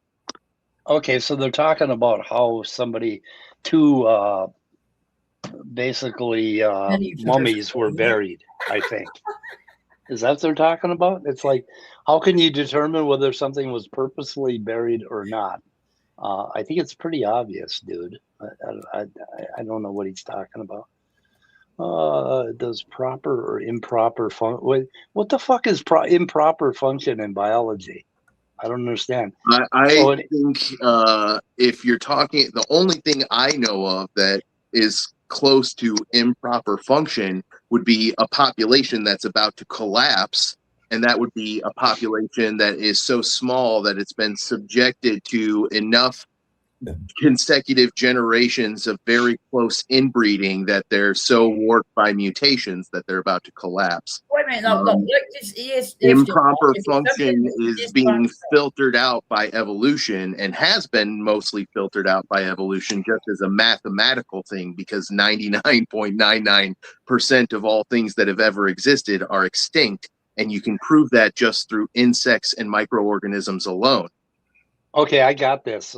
Can anything in biology be considered improperly functioning? Yes, Jim Bob, your brain. Yeah, well, like if dysfunction exists to the point to where the organism cannot live, then yes, but it exists, yes, and so the organism may live if it's not a dysfunction. If it's a dysfunction that does not affect its survivability, if like people are born with like a missing arm. They're born with like missing legs. They're born with, blind. I mean, like those are all what you would consider dysfunction. But if it is to the point to where the organism cannot survive, then yes, then it won't exist long. And even that is contextual, Robin, because why does that? Like he's saying, that it means purpose exists. If an organism develops blindness in a survival context where it needs to see, that's negative. But in a context like a speleobiological, a deep cave lake context where it doesn't have enough light to see, involving blindness preserves some of its energy. Yeah, I know, but like that's like beyond what he's talking about. Like, but just because dysfunction, it doesn't mean that it still functions. It just doesn't function properly. Okay. So Ellen put it pretty well here. Basically, it's frame dependent, whether you talk about what's functional or not. Depends on which organism you're. Anyway, but Jim Bob comes up with this big gotcha. If dysfunction can exist, then purpose exists. No. So, yeah. Anyway. Jim Bob. Okay, I don't even want to touch that one. I don't know what proper though. That's like proper. Yeah, he's got some weird ideas. I don't know. That's why I think he's just conflating function with purpose, and I flat out reject it. He thinks proper assumes purpose. Yeah, yeah. Purpose is a word that we humans use to describe things that we do on purpose. Porpoise on purpose? I don't know. So he's confusing language with biology is what he's doing, and he thinks he's got a gotcha, basically. Because we would describe something as functioning, meaning that we're describing a living organism and it has a functioning limb, then we would say that the purpose of that limb was to swing through trees or whatever. But that's all linguistic bullshit, and you're not going to understand biology properly if you stick with that frame in your head. So anyway. Yeah, like biology is matter, it's substance, and as such, it is subjected to the laws and rules of chemistry and physics. And whatever you're calling function is just an emergent property of that quality of the universal quantum field we exist in. I think ultimately, like our worldview boils down to the fact that we are just an excitation of this quantum field, a thermodynamic excitation, which is the result of that thermodynamic energy behaving by the laws of physics and chemistry. And we exist because a certain category of matter behaves in such a way when entropy flows through it that it allows for biological system. These systems, these self-organizing systems that have some level of organization. They're not just mud and sticks in a random pile. They grow, they develop, they reproduce, they take and use materials, and they evolve. They improve over time because of random mutations, natural selection, genetic drift, and a bunch of other forces that we're discovering more of all the time. And so you call all that microevolution, and I think you pretty much accept it. You just don't accept these major leaps that occurred over deep time. And I don't think we talk about it enough, because when we've probed at your young earth beliefs, you crash out hard. And it's no offense. It's just an honest diagnosis, my friend. So this little statement here, and then dysfunction doesn't exist if you're consistent. Okay, do you understand what frame dependent means? Do you know how humans communicate about things? Do you know what language is, Jim Bob? Do you understand what frame dependent means? Get it right before you move on. You're just embarrassing yourself. What a tool. Anyway, should we listen to some more Jim Bob, or we want to play with him in chat? I don't know. He's leaving, he said. He said he's leaving. Oh, man, too bad. I was going to say we should just invite him up if he wants to talk, but he's leaving. Oh, God. That would be a shit show. Yeah, no, let's ride his coattails a little bit. Erica and Forrest Valkai and Professor Dave are talking about him. You know, big W for him. No, I went and put on a red, white, and blue collared shirt. Jim Bob, I'm trying to pander to your audience a little bit and ride your coattails. Like, come on. It's just chaos. Like, chaos. Like, I just can't believe that. Like, every time I watch him, I'm not convinced that he is, like, doesn't understand it. I don't. Like, I have a hard is he time. Really this? Can he really be this dumb? I have a hard time believing y'all are convinced that he actually is not intentionally using like these loaded questions, these mouth-on questions. No, Robin, I'm telling you, I used to be in that worldview. My belief was too, but like that God's world couldn't be in conflict with God's word. And so every time I was told that God's world was in conflict with God's word, I came up with some justification like, oh, they're just being misled by Satan. They're misreading the data. They're blinded by bias. I had all kinds of justifications for why the things people were telling me weren't real, and it allowed me to curate the map I was looking at. And so I was looking at a completely different world than what I see now, having realized that I had this broken filter and used a better filter to fix my map now. Okay, you're appointing your I'm just saying it's possible. I understand it. Yeah, that's fair. Because he does not talk. I've never heard Jim Bob talk about God. Like, he never says anything like what you just said. Like, well, that's one of the strengths of the pre-sup worldview, is it's strong for debates, especially if you use it with an aggressive Socratic attack where you're always attacking. I deal with pre-sup, but I think you're just applying like his motivation. It's possible. It's possible. Yeah. But I do know that schema is very common to creationists, even if they're not cognizant of it. And I know that it's almost built into the pre-sup worldview, which he is a pre-sup. Yeah, I know. You know, I did just a like Van I'm going to call it 30 seconds. Real quick, one more final thought, Scott. Okay. I'll let you jump in. Van Til, if you had asked Van Til himself that question, is it possible for God's world to be in conflict with God's word? He wouldn't have been a coward about it. He would have said straight up, no, God's world always indicates the truth of God's word. And in fact, everybody who says that it doesn't, deep down, they actually know that it does, and they're perverted or it's spiritually blind or captured by Satan, etc. I was just going to say, it took me about 30 seconds to consult, Copilot, to come up with this formulation of what functional is in evolutionary biology. You can also ask Copilot for its sources. So you can go visit the articles and books, most likely, where it talks about this. Maybe you want to spend an hour doing it. You can go to the library or maybe at a school or a university, and you can get textbooks and specialty textbooks that discuss what function would mean in biology specifically. It's easy. What's happening is I think is summed up by what Andy Dufresne said in the whatever Redemption. I can't remember. The Shawshank Redemption. Are you being purposefully obtuse? That's what he said to the warden. And I think this is a case of being purposefully obtuse, not doing the work because you want to ask a question based on a limited and snub of a definition. Yes. And that's what you're getting. You're just trying to cause a controversy when there's no need for it.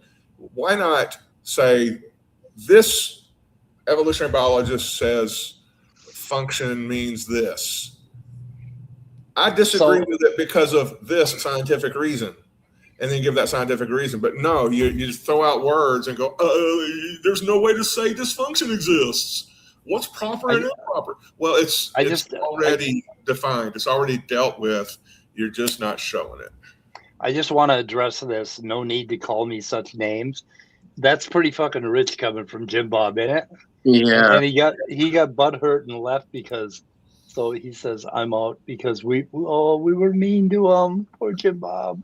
No, and it does feel that way. It feels like we're trying to rob him of certainty and replace it with curiosity that might lead to atheism and communism and porn and divorce. Ooh. Oh.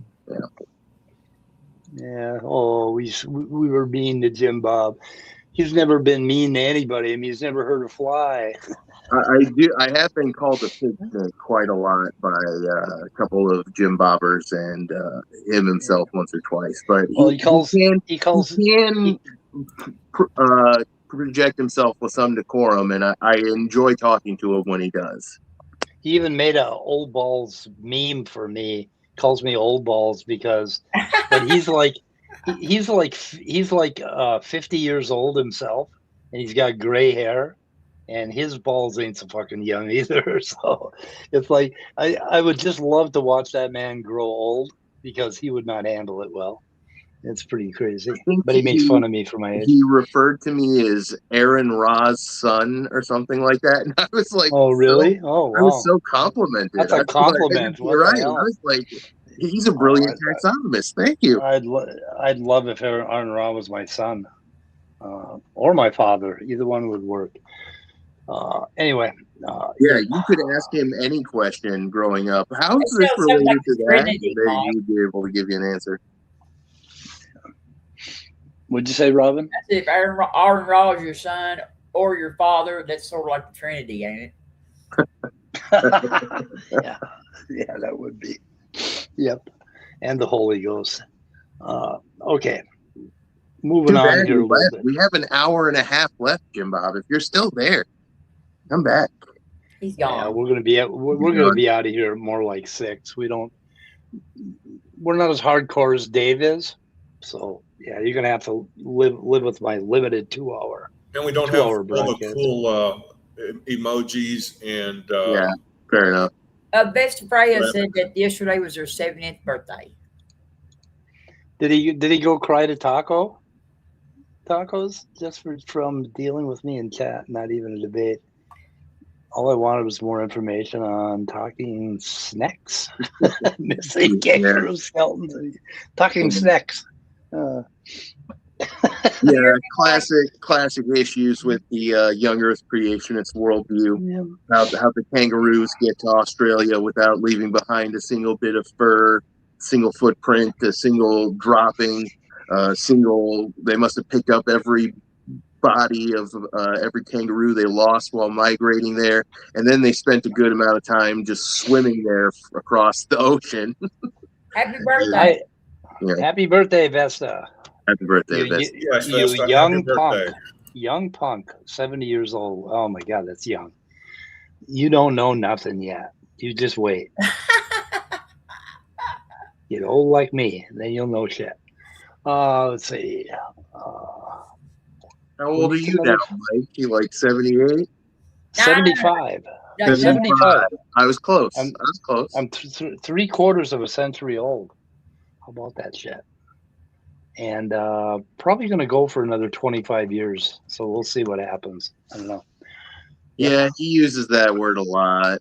So it's just easier to attack somebody and say they're stupid than to acknowledge that they might actually be looking at a bigger body of facts than you, and with a vastly superior epistemological method that doesn't throw out the most likely interpretation out from completely arbitrary reasons because it doesn't fit with your religious worldview. But yeah. Mike, we're just dumb or possessed or Satan captain. What was that? Simos is asking for a link. Oh, Simos. Okay. I think I can just throw it in chat. Simos. Scott got it. Scott got it. You got it? Okay. Scott's okay. on. So Simos finally found us.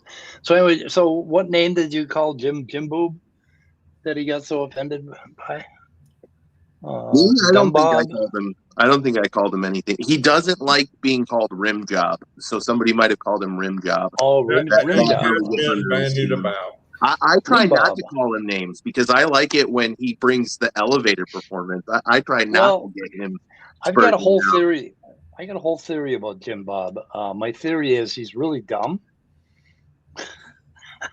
My theory is that everybody's dumb. That we only manage to be intelligent on accident. Yeah, but some people are really fucking dumb. Extreme effort. Some people are really fucking dumb, and Jim Bob's one of those. So my theory is he loves to play dumb or whatever, and like he knows exactly what he's doing. Yeah. There's a lovely Zappa quote. I do like my Zappa, and he says basically it's a thing. He says. If man is made in God's image and we're dumb, then God is dumb. And maybe even a little ugly on the side. True. Love Zappa. That's why he hides. He left us too soon. Yeah, Frank left us too soon. I remember finding, what was it? Call Any Vegetable. What was that album? Back in the 60s, I think. Say again, I missed that. Call Any Vegetable? What album was that on? Mothers of Invention. What the fuck? Yeah, it was a big album. What the hell was it? I can't remember. You remember Call Any Vegetable, the song? I don't know. I don't. And I know most Zappa, but I don't know that one. Call Any Vegetable, and the vegetable will respond to you? You have not heard that Frank Zappa line? I don't think so. I'm gonna. Oh my God, is that the name of the track? It might be Call Any Vegetable. Yeah, I'm not sure. Let me go do a little research for you. I'm doing it now. Don't worry. Call Any Vegetable, Frank Zappa, Mothers of Invention. Yeah. Absolutely Free. Is that the name of the album? Yeah. Call Any Vegetable, and the vegetable will respond to you. It's fucking excellent. Absolutely Free. There we go. Yeah. Yeah, right. that was my introduction to Frank Zappa. You know, 67 through, we'll say 70 was a very interesting time to be alive. So much was happening, not only like and scientifically, what with the space program, but in culture. At any one time, 1% of the population was stoned on acid at any one moment.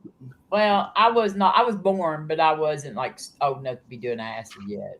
Oh, you weren't doing acid yet? And I didn't start till I was until I got out of the toddler phase. So that was when I got introduced to it. So, but the 70s were great. Like nothing beat it. The 60s were fantastic. The late Kurt 60s. Makes this point pretty consistently. I think what he says is that humans have a tendency towards hyperactive agency detection and dualism and teleological thinking, and maybe most importantly, a predisposition towards affinity fixation on charismatic leadership. And he can say it a lot better than that himself, but I think that's the gist of kind of what he's talking about. Yeah. I'm glad to see Oceanus agrees with me. Yep. Wow. Maybe we should have Oceanus and Kurt debate that. I bet that'd be a great debate. I said that the late 60s must have been a good time to be alive. Let me kind of clarify that. I was alive then. I was just a little too young to appreciate anything like culture or music or what have you. That's what I thought. I thought you were like, like you must have been cognitive way before I was, because we're about the same age, aren't we, Scott? I was born about a month after Kennedy was assassinated. What is that trick question? I was born in '68. I was in 7th grade when Kennedy got assassinated. I was in civics class when we heard about it. So I just know I was born the year that they had Woodstock.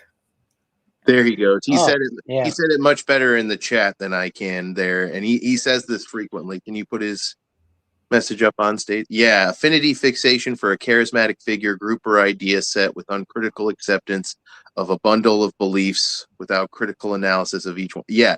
This is people having attended, and I think this has been an evolutionary trait that's been bred into humans, and it has roots in religion, in this cognitive social model of religion, where shamanism was one of the early incarnations of religion, and in shamanism usually had one figure in the community who was like the expert on spiritual matters, on the beliefs about this other realm where the animate dualistic portions of people went to when they stopped being animate.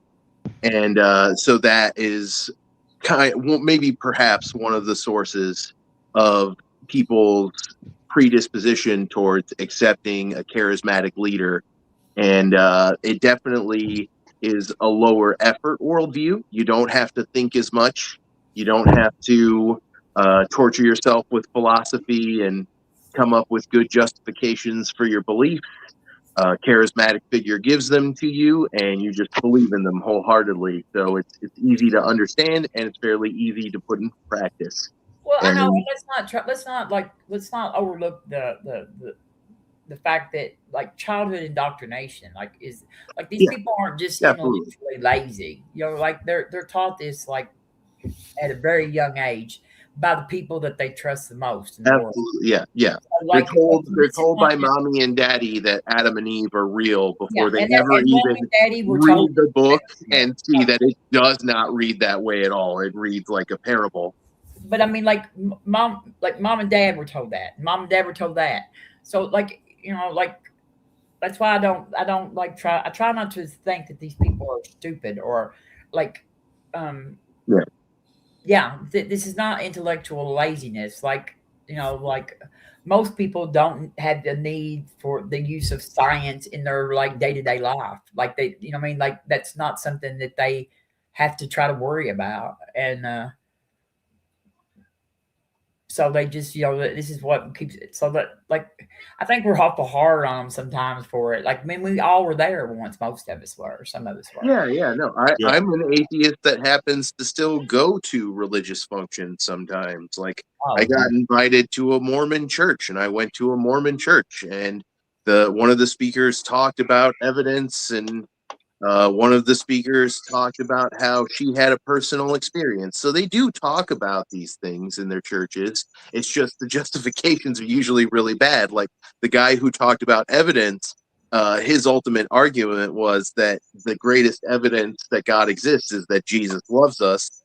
And so I don't really consider that evidence personally. And I don't even think a personal experience is really all that strong of evidence. And I might not believe it even if I had one. So, but it certainly would help me to believe in God if I'd ever had any personal experiences, but I never have. And I'm being honest when I say that. I've never even had a dream where Jesus I have had personal experiences, but they're not what you think they are. All my dreams very interesting. that I remember have been nightmares, like night terrors mostly, because I had night terrors when I was a kid.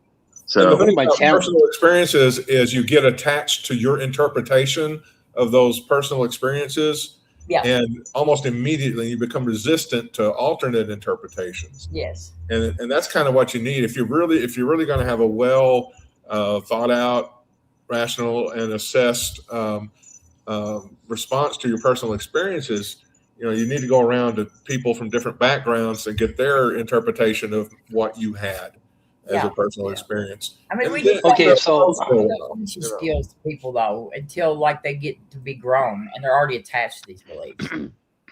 So I need to explain something. Okay, there's all levels of ignorance and basically understanding and knowledge, right? And a lot of people, there's a big spectrum of what you know and how much you know about science and other things, philosophy, whatever. Okay, but there's a certain class of people who don't know something very well. They don't know a subject very well, but they will stick their chin out and become arrogant assholes and pick on other people, and that is Jim Bob. Okay, arrogant asshole. And that's where bullshit comes in. And they remain willfully ignorant. He won't go and check out a book on evolution and actually try to understand it. He will remain willfully ignorant at the same time as crashing on other people constantly. And those are the people that I call stupid. So stupid is willfully ignorant. It's ignorant. Well, if I could say something here for sure, because this is my little territory. You know what I'm going to say, don't you? No. Okay, I think he's irreducibly stupid. Oh, yeah. Oh, my God. Irreducibly stupid. It isn't found in the uneducated, right? It's found in the educated who know better but defend a falsehood anyway. Irreducibly stupid. I love this. I'm going to put this in big letters on my little pad here. Okay, cool. Thank you, Simos. You're welcome. I'm just going to put it in chat, the explanation for it. Thank you. And you know what? It sounds like I'm saying stupid when I say this, but I'm really not. I think he is just calibrated. He's functioning on a different level of intellectual calibration. And the filter of this intellectual calibration is that it is impossible for God's world to be in conflict with his understanding of God's word. And so that makes him feel intellectually invincible. It makes him feel like he has this super knowledge that can't be defeated. And in a sense, it's kind of correct, but it's also it's completely uninformative as a result. I agree, Simos. Like I agree 100%. Like I don't think this has got anything to do with like his view on God's word or nothing. I think that he knows exactly what he's doing. I think. Yeah. He should do by now, right? So he's not. He's either put Kurt's latest comment on stage real quick. Please. Who's? Alan. Which one? His most recent. I can't find it. He says, I was just as smart when I was a YC as I am now. It's not a problem of intelligence. Back then I may have been smarter. I don't necessarily agree with that exactly, but I don't think it is necessarily a problem of intelligence. There are dumb creationists. There's also smart ones. And some of the smart ones they're even real scientists that are creationists, you know? Like most of them are not evolutionary biologists, obviously. Did you have a YouTube channel, Ellen, when you were a yak, where you made fun? You made Tucker Carlson type expressions at people and called them idiots and said all kinds of derogatory things about women and anybody else that popped on your channel. Did you do that when you were a yak? So that would be the difference. I doubt he did. Well, how many times? How many?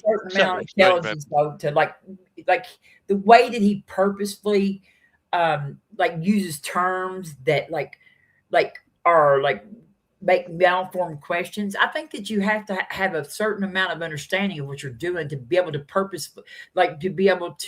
do that quick kind of line of questioning. Like these are not dumb questions. These are questions that are designed to purposefully trip up the person you're talking to. Yeah. But have you ever had have you ever babysat? Like if you babysit for a little kid and they start asking you why questions, okay, they kind of do that too. So but we got to remember there are hundreds of biases in the human mind, right? Mm-hmm. We are such a bad reasoners, right? Because we have these biases. So, like for Kurt, I'm saying you know, yeah, okay, you have this bias, right? And the bias presumably is that you look at everything, and all of your logic is based on top-down authoritarian bias, right? Which makes it very difficult to understand the bottom-up version, right? But if you've had it explained, if you've had that explained to you quite a few times, right? Sal, Rebecca, they've both had it explained to them over and over again, and they still can't get it, right? They still can't understand this difference that we're talking about. So is that because they're willfully doing that, or is it because they just lack the cognitive That's the point at which they'll say God can do anything, right? Yeah, well, that's fine. That's fine. Yeah. And what they're really doing there is they're admitting to the schema I'm talking about. They're admitting to their presumption that it's impossible for God's world to be in conflict with God's word. Yada yada yada. Yeah, but that's what I'm talking about, right? That doesn't excuse them having this cognitive bias, right? Because but it's because it's been explained to them. So they can still go, oh yeah, okay, yeah, but God, I'm just not going to look. Explain to them. Hang on, Austin. Sorry, go ahead. So they can still say, look, I'm just not going to look at that evidence. Exactly. Like it's explained to them. It's explained to them, and then on their map, it's put on the area that's outside of true things. It's put on an area that's labeled stuff that people think because they've been brainwashed by their socialist professors. Yeah, but that makes it willful. Yeah. That makes it willful. You know what? I think you're right. I kind of agree. Right? Even if but I also think it can be kind of subconscious. Hang on. Go ahead. Sorry. Yeah. Even if it's not, it's willful, right? Because they've been told that they're doing it, right? So the refusal to look at it is the willful choice, even if they can't understand it. Yeah. Right. So they don't get out of it by saying, "Well, look, God said this." That's not an excuse which stops it being a willful act of negligence or ignorance. I agree. I think creationist evolution deniers should be asked to steel man evolution more, because when they steel man it, I don't think they really have an argument. And that goes all the way right down to defining evolution correctly, and it's tough to even get them to do that. Sure. I mean, I think it's about making them see that there's this, that there's this other type of logic which could be employed, right? Yeah, that's part of it. Which is this bottom-up view, right? And they simply don't want to do it, and I fully grant they don't want to do it, which means they don't understand it, right? I grant all of that, but that doesn't mean it's not a willful choice not to understand it. Okay, and who's going to spend like hundreds of dollars on super hats? I do think about this a lot. His education in evolution. Nobody. I ask myself why this is even a debate all the time. Believe me. Nobody's going to pay. Nobody's going to send him super chats. Like if he understands evolution, I don't this is.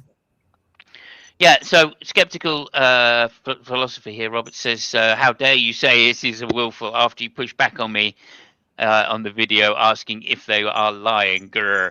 Yeah, no, that's a fair comment. And again, I think they're not I don't think they're lying about saying that they don't understand it. I think they're lying about not looking at the evidence.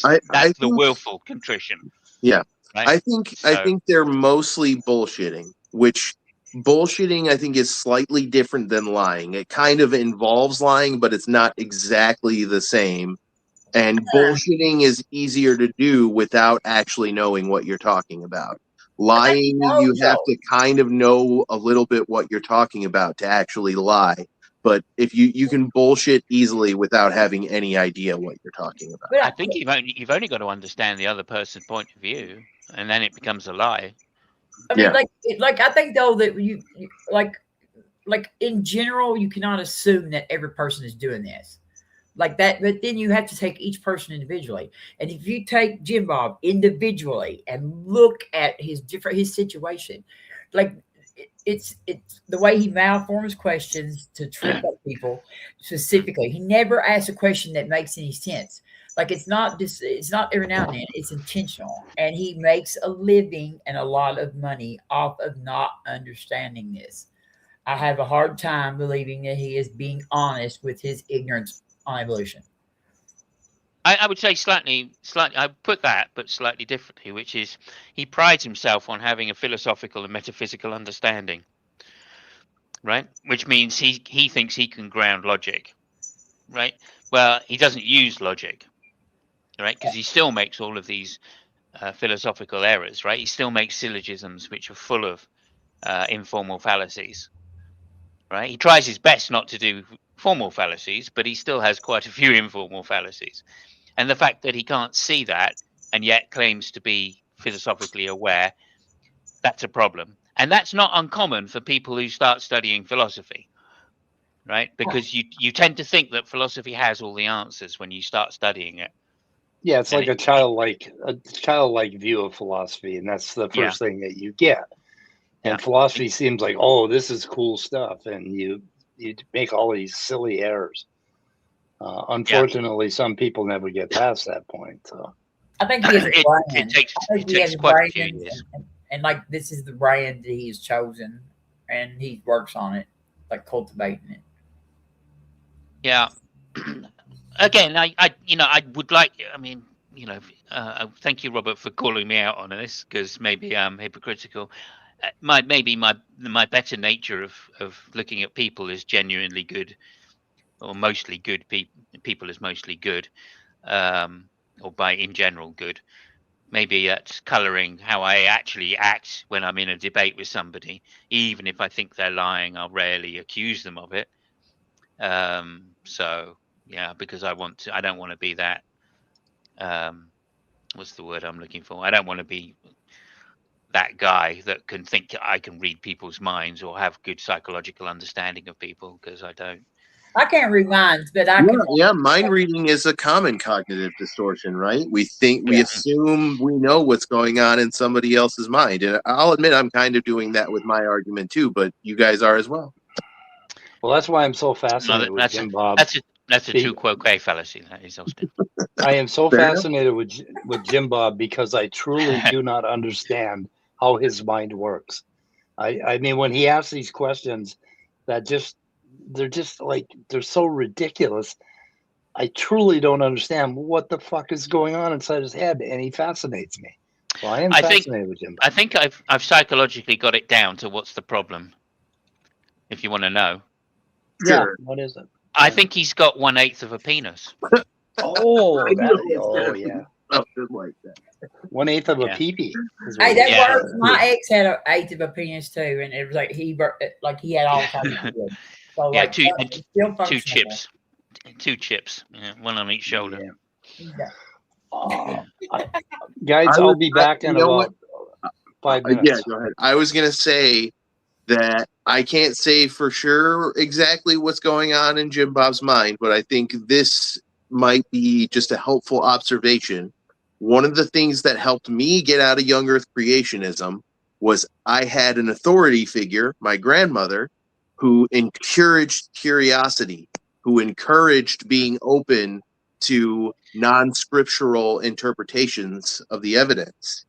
And that was a big part of what helped me get through it. I think it's possible that Jim Bob doesn't have any positive authority figure influences around him who are telling him things like it's good to be curious, it's brave to be curious, it's right to be curious, it's morally right to be open to non-scriptural interpretations. In fact, I think he probably has a lot of people around him who are telling him the exact opposite, that it's evil, that it's satanic, that it's lazy, that it's wrong to be open to non-scriptural interpretations. And so under that worldview where it's morally wrong to even consider the non-scriptural interpretation of the evidence, it's easy to see how somebody maintains an evolution denial worldview without even necessarily being stupid or bad faith. It's just they're scared, they're frightened, they're emotionally yeah, and it's causing intellectual cowardice,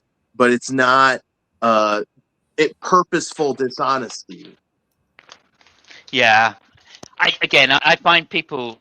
It's hard. Like I tend to agree with you, Austin. It's hard to think that people that are smart, that really have the smarts, right? Like Jim Bob, clearly he can understand philosophical ideas and metaphysics, right? He's got a good grasp of these, albeit terrible arguments that theists give. But he's got a good grasp of them, so he must be smart enough to understand at least the basics of logic, right? He just can't apply it all over for some reason. Yeah. Or can't apply it to himself. Or he Right? He doesn't. can apply it to atheists, but all day long. Yeah. And he'll call out every single fallacy that gets made, but and some that don't, I reckon. Had a raccoon attack. Yeah, I tend to believe that all of us have thinking that's centered in feelings, that the foundation of our thinking is feelings. It's just a matter of whether one of those feelings is sincere curiosity. And if one of those feelings is sincere curiosity, you're going to do a more intellectually honest investigation, interrogation. What is a raccoon attack? A raccoon attack is the raccoons trying to get into my fence outside my cat fence.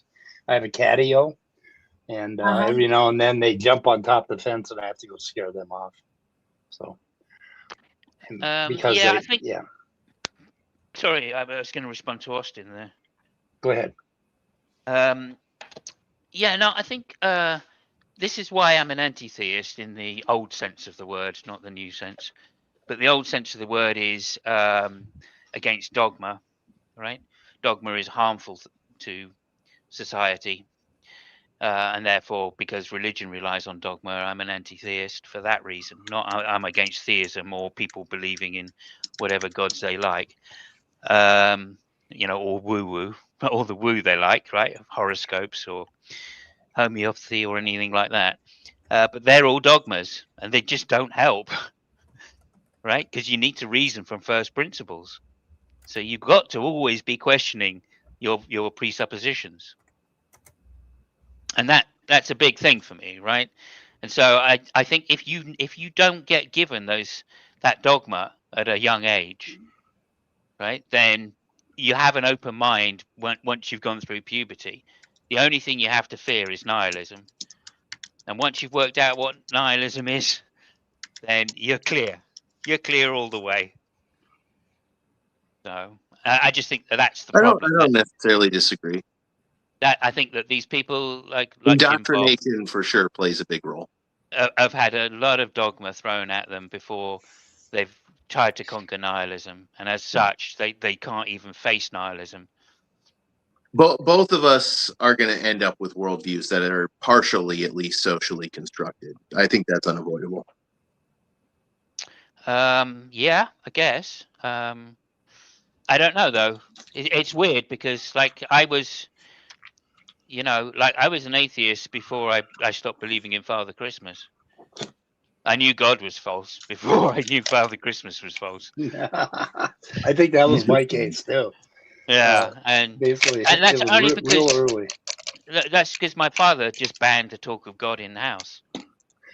What really did it for me when I was a kid was the zoo boat. The zoo boat, the way they presented it to us in Sunday school, it was just so ridiculous. And it's just like, and then the God cooking cookies part that they gave us in Presbyterian Sunday school. They told us that God was making cookies, and it has little kids coming out of the oven, and then they had. Oh my God, that's terrible, Mike. Oh my God. No, they had now no shit. This really happened. In the book, they had little cookies that were burnt, and those were black people. Oh my God! Oh no shit. God. Yeah, and I bet you any money that the Presbyterian Church burned every bit of evidence that ever happened. But that was in the fucking book.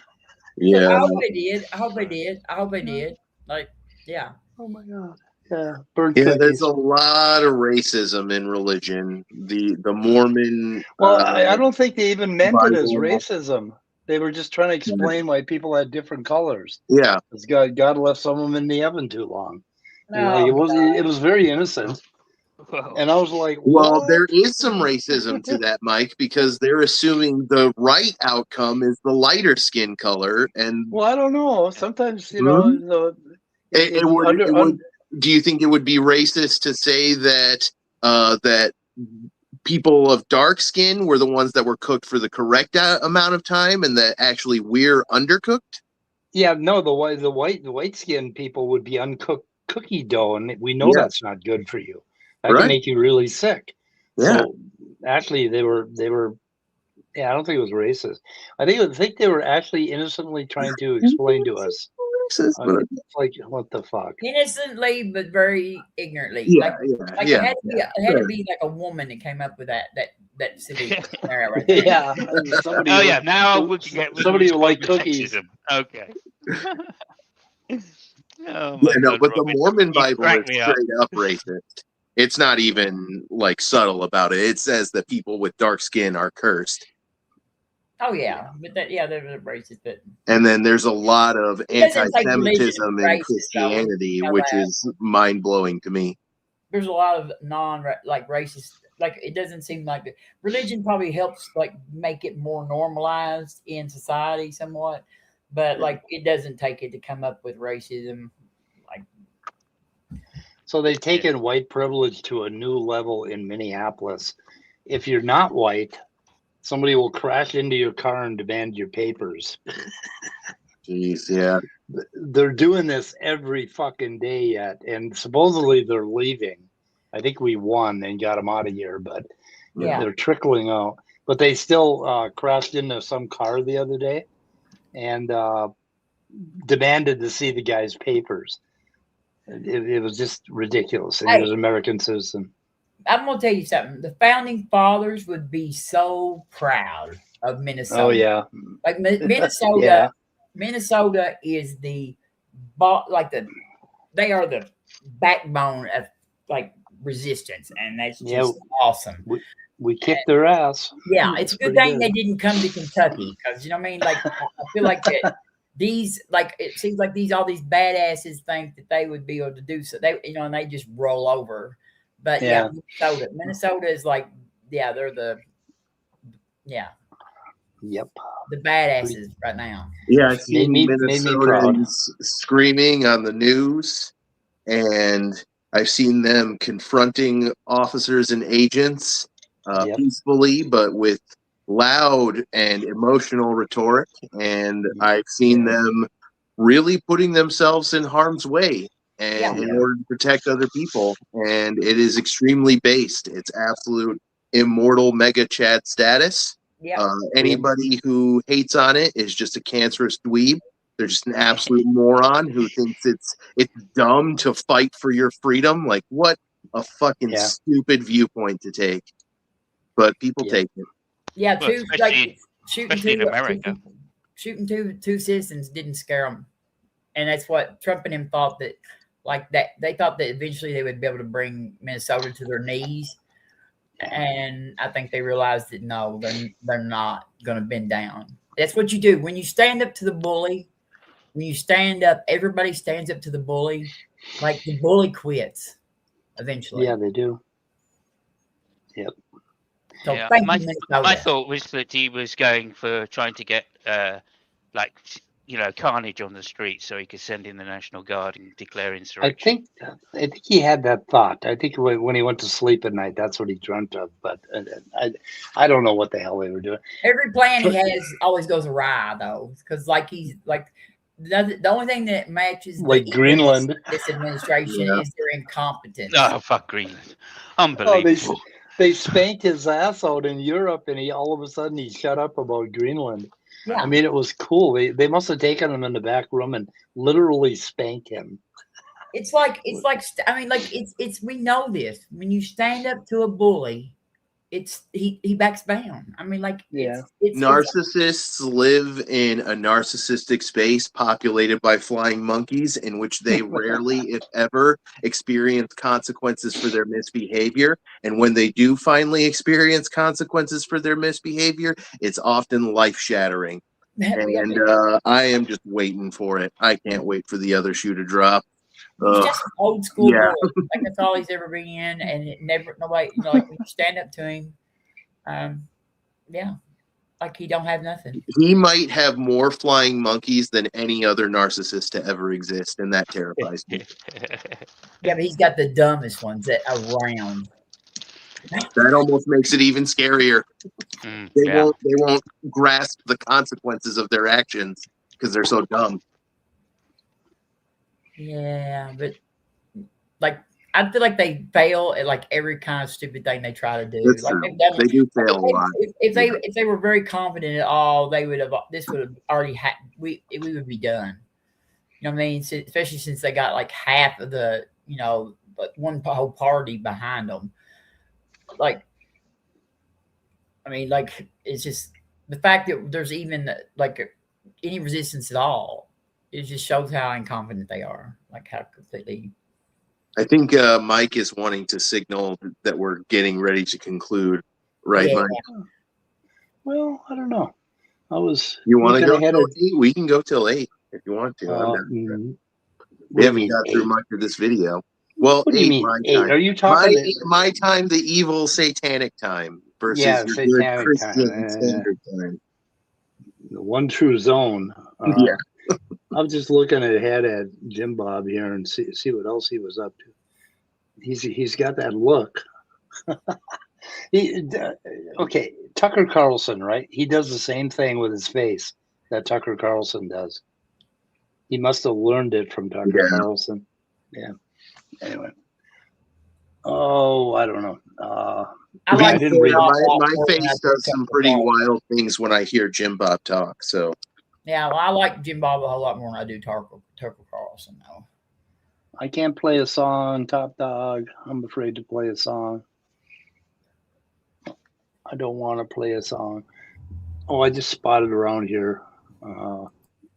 About is wolves, or dogs, are descended from wolves. Their scientific name is Canis lupus familiaris. Is that arbitrary? That category you just said?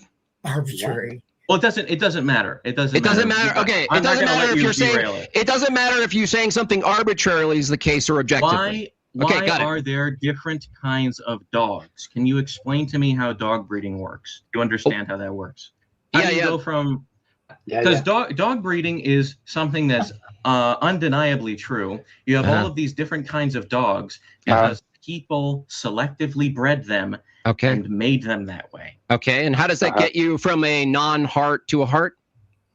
We're not talking. Kent Hovind. Hey, Kent Hovind. It's just amazing. About that. I was asking you about a heart. How'd you get a dog from not a dog, though, right? Oh my God! Isn't that great? I know if I listen, I'm sure he gets dumber and dumber as this video goes on. I don't know. This is what happens when you are very ignorant of science and have learned a lot of philosophy, or I call him an ortho bro. Ortho bro kind of buzzwords like, you get a dog from a nut dog. Yeah. Oh, you learn to put not in front of a word and be philosophical about it. Yeah, part of it is you get coached on how to interpret or explain away evidence that's inconvenient. And one of the things you get coached to do is the Kent Hovind shuffle, where you ask for evidence of one thing, and then when you're given evidence of that, you say, but that isn't evidence of why, when that wasn't what you asked about. The goalpost shift, as it's called. Yeah. We got a Jim Bob fan over here. Oh. Chrysler Strange? Yes. Well, actually, it was like like it was selection. It was not a natural selection that made dog breeds. We did do that. I mean, that's true, but it's still selection. But we didn't go down and we didn't change the mutations being right. Yeah. We did not change the DNA. To get a certain result. Yeah, it's selection. I mean, it's just instead of it being by nature natural selection. Now there are experiments that have been done where we have initiated mutations in different organisms, not on the higher level of dogs, but we've definitely made point mutations in living organisms and seen the result and seen the changes in their. But embryology is so complicated that we weren't able to predict what that mutation was going to do. So sometimes you can. I think they can actually shorten limbs and things like that. There's some stuff we know, but it's hard. But anyway, so earlier in the week, I came up with the idea that embryology like the development of the embryo, it's like smoke curling above a campfire, and the DNA is like the placement of the embers in the campfire. So the connection between the placement of the embers and how the smoke curls above the campfire, that's kind of how embryology works. There's no real easy way to predict what the DNA is going to construct or what the placement of embers is going to do to the smoke above it. And that's where the whole information idea of DNA breaks down. The information idea of DNA only works for protein production, and that's it. That's where the code ends. That's where the information part ends. The rest of it is all smoke curling around in various remarkable patterns. So I don't know if you follow that or not, but I thought it was pretty cool to think of it that way. Because if you move just one little mutation, it can have an effect on, like some of the same genes that develop your brain develop the shape of your face, basically. Same genes, right? Create shape of your brain, shape of your face. Same genes are involved in your limbs and the extension of all kinds of other bones and all sorts of other organs. And you can't, it's really hard to predict what they're going to do. So. Yeah, everybody who's here should go look up a video called I Programmed Some Organisms, They Evolve. Yeah, that's a good one. And it demonstrates exactly how evolution works. You've got a population, and part of that population makes it to the middle, where they get to pass their genes on to the next generation. And you put a circle around all those that make it into the middle, and they become the basis of the next generation. And as a result, you get a gradual compounding change in phenotype, because the basis of the next generation is slightly different than the generation before. And that is the cumulative effect of evolution. That's how you get microevolution and then eventually macroevolution. It's how you get adaptation and then full-on speciation. Crystal is strange. How does that new expression happen? Ask yourself, why is the change in expression of the genes? Why does that happen? Ask yourself that and answer me. See if you can figure it out.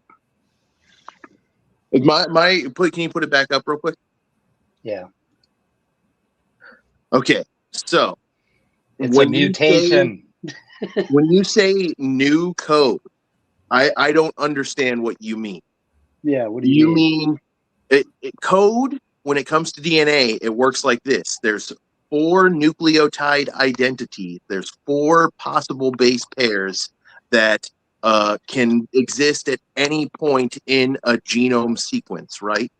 So if you have something like ATCG, that's a code.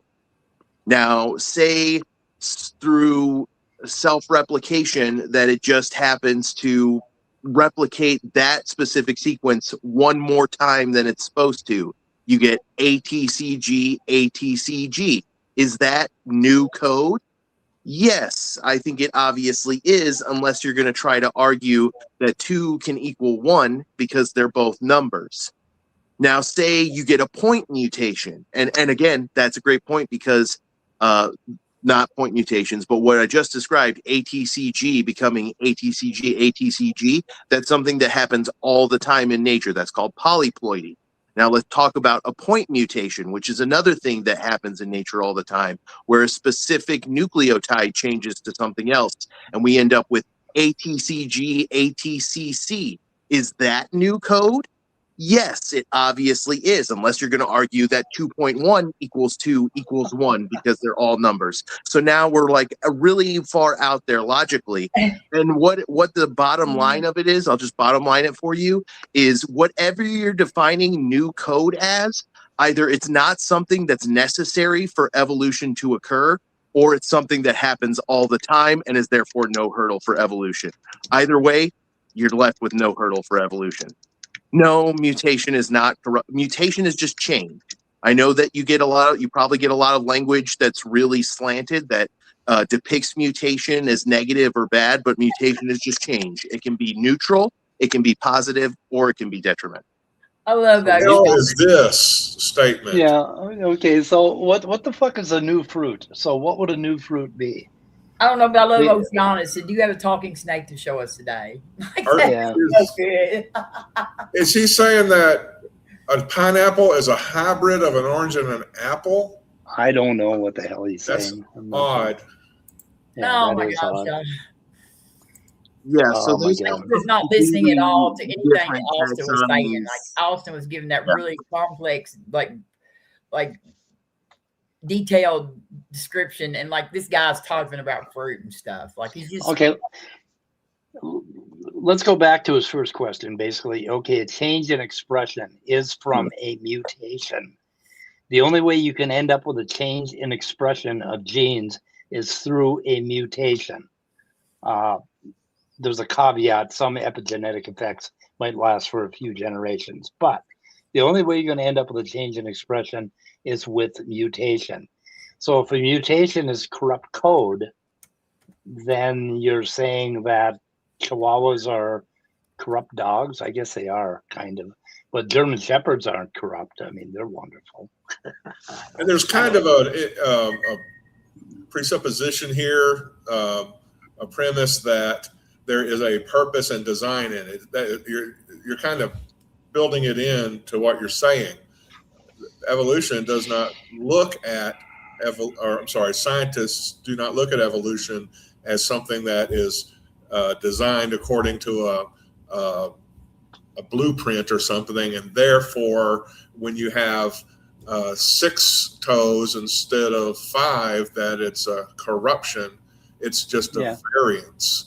And if it survives or thrives better than its peers, shall we say, then it's going to persist. It's not going to persist as a corruption. It's going to persist as a trait that is advantageous. If it doesn't, further survival or reproduction, then it's going to disappear from the population. So, the idea of a corruption or something like that is just a mistake to think. Quit saying silly things and we'll quit insulting you. But if you say, like you asked a good question or you brought up. How are you a fan of Jim Bob, but you don't like jokes? Come on, man. Yeah, right. Yeah. Half of his stream is just him joking. I was going to say, I don't know about the whole apple, banana, pineapple, orange question, but it sounds like a delicious drink. Yeah, it does. But the lime and the coconut. If I recall correctly, apples are actually in the rose family taxonomically. They're more closely related to flowers and flowering plants than pineapples specifically, as far as I recall, because pineapples are something. I think pineapples come from gymnosperm plants, right? Is pineapple a plant or a tree? I don't know about the taxonomy. I've never looked into the ancestry. Apples are in the same taxonomic family as roses and cherries. A pineapple is like a plant. Because I went to Hawaii and went to a pineapple farm. I thought it was like a grass. They're sort of like they grow sort of like a plant on the ground, like sort of like a pumpkin or something, sort of like. But the way fruit generally works is that it's a plant ovary, and they come from angiosperms. They come from flowering plants. Well, they definitely came along later in the evolution of plant life. It started with gymnosperms, and then about 100 million years ago, angiosperms explode onto the scene because their body plan is so much better for reproduction. Yeah, I think it came from a monocot flowering plant. Okay, so they are both. Oh, really? I thought it was somebody who walked past a pine tree and it dropped an apple on them. And that's there you go. Cross between a pine tree and an apple. That's it. That's a pineapple. Like there's no pine trees on Hawaii, Hawaii, and there's like all kinds of pineapple farms on Hawaii, like the Hawaii Island. I can't remember. Oh, sorry. I don't think there are any pine trees there. Any y'all actually. But I can also think I don't know who it was, but I saw something that connected ape evolution or hominid evolution with flowering plants becoming fruit. Yeah. I think plants and the whole angiosperm and gymnosperm, just plants in general, are a great argument for evolution, Chris, if you're still watching, because plants share these characteristics called chloroplasts, and chloroplasts do this super cool thing called photosynthesis. And photosynthesis makes it so you don't have to find stuff to eat. If you're hungry, you can just sit in the sunlight and your body will make some sugar for you. And so that's a pretty cool thing. And I know you're likely to say, oh, intelligent design. An intelligent designer would give everything photosynthesis. Yes, exactly. And all of it gone. Plants, the chloroplast. Yes, we would So all have everything that. else has to tear something apart and eat it to survive. Yes, we would have to kill Which things. has its advantages, which is why that evolved. But it's just a good general argument for evolution and against creation and intelligent design. And I think if you can come up with a better creation model to explain chloroplasts and photosynthesis, I think you might be onto something. So do let me know if you do. Yeah, so pineapples, I guess, used to be on a higher stock, and they had much smaller fruits. And then we started breeding them and made them big and juicy. So anyway. Yes, which came first, plants or animals? So if you study taxonomy, if you study the tree of life, you see that what actually came first was a different kind of catch-all category called protists. And protists are like the monocellular prototypes of plants, fungi, and animals. And they are still made up of cells that are similar to those different varieties of protists. And the things that separate them are primarily the chloroplasts, which let the plant cells do photosynthesis, and the fact that plants have a rigid cell wall that's based on cellulose. Fungi are similar more to animals, actually, the holozoan cells, but they also have a rigid cell wall, but their rigid cell wall is made of chitin. And then lastly, you have animal type protists, the holozoans. And what characterizes those is their opisthecont modal cells, which means that they move very, very well because they have this pseudopod-like thing on the back of them that propels them. And humans are actually still that kind of organism. They are still opisthecont holozoan variety of protists, the metazoans, the animals. And that is because the first cell you come from is an opisthecont. Most of your cells are still opisthecont, not all of them, but the first cell you come from is the spermatozoa cell. And there's some taxonomy and microbiology that only makes sense in the evolutionary worldview. So if you can come up with a better explanation for that, I look forward to hearing it, dude. We'll break the scientific community together and be immortal. What are the physical evidence of them? Those you can see. You can look at those through a microscope, and a lot of them fossilized too. So we have fossils of some of the species as well. That's true. Oh. Oceanus is my spirit animal. Yeah, I try to at least actually give them some argument and some explanation, but it is ultimately on them to water that seed and help it grow.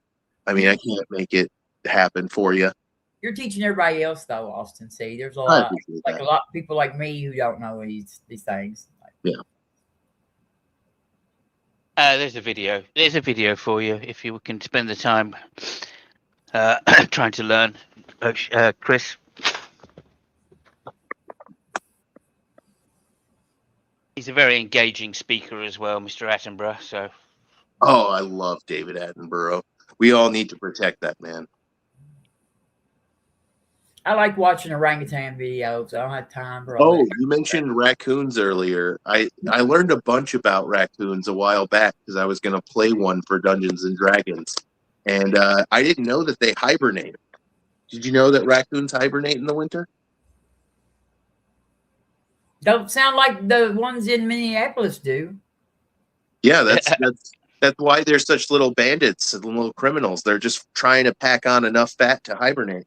I mean, it's winter in Minneapolis though, and they're like trying to break into his cat. Well, hibernation isn't complete inactivity. They will sometimes wake up and move around a little bit.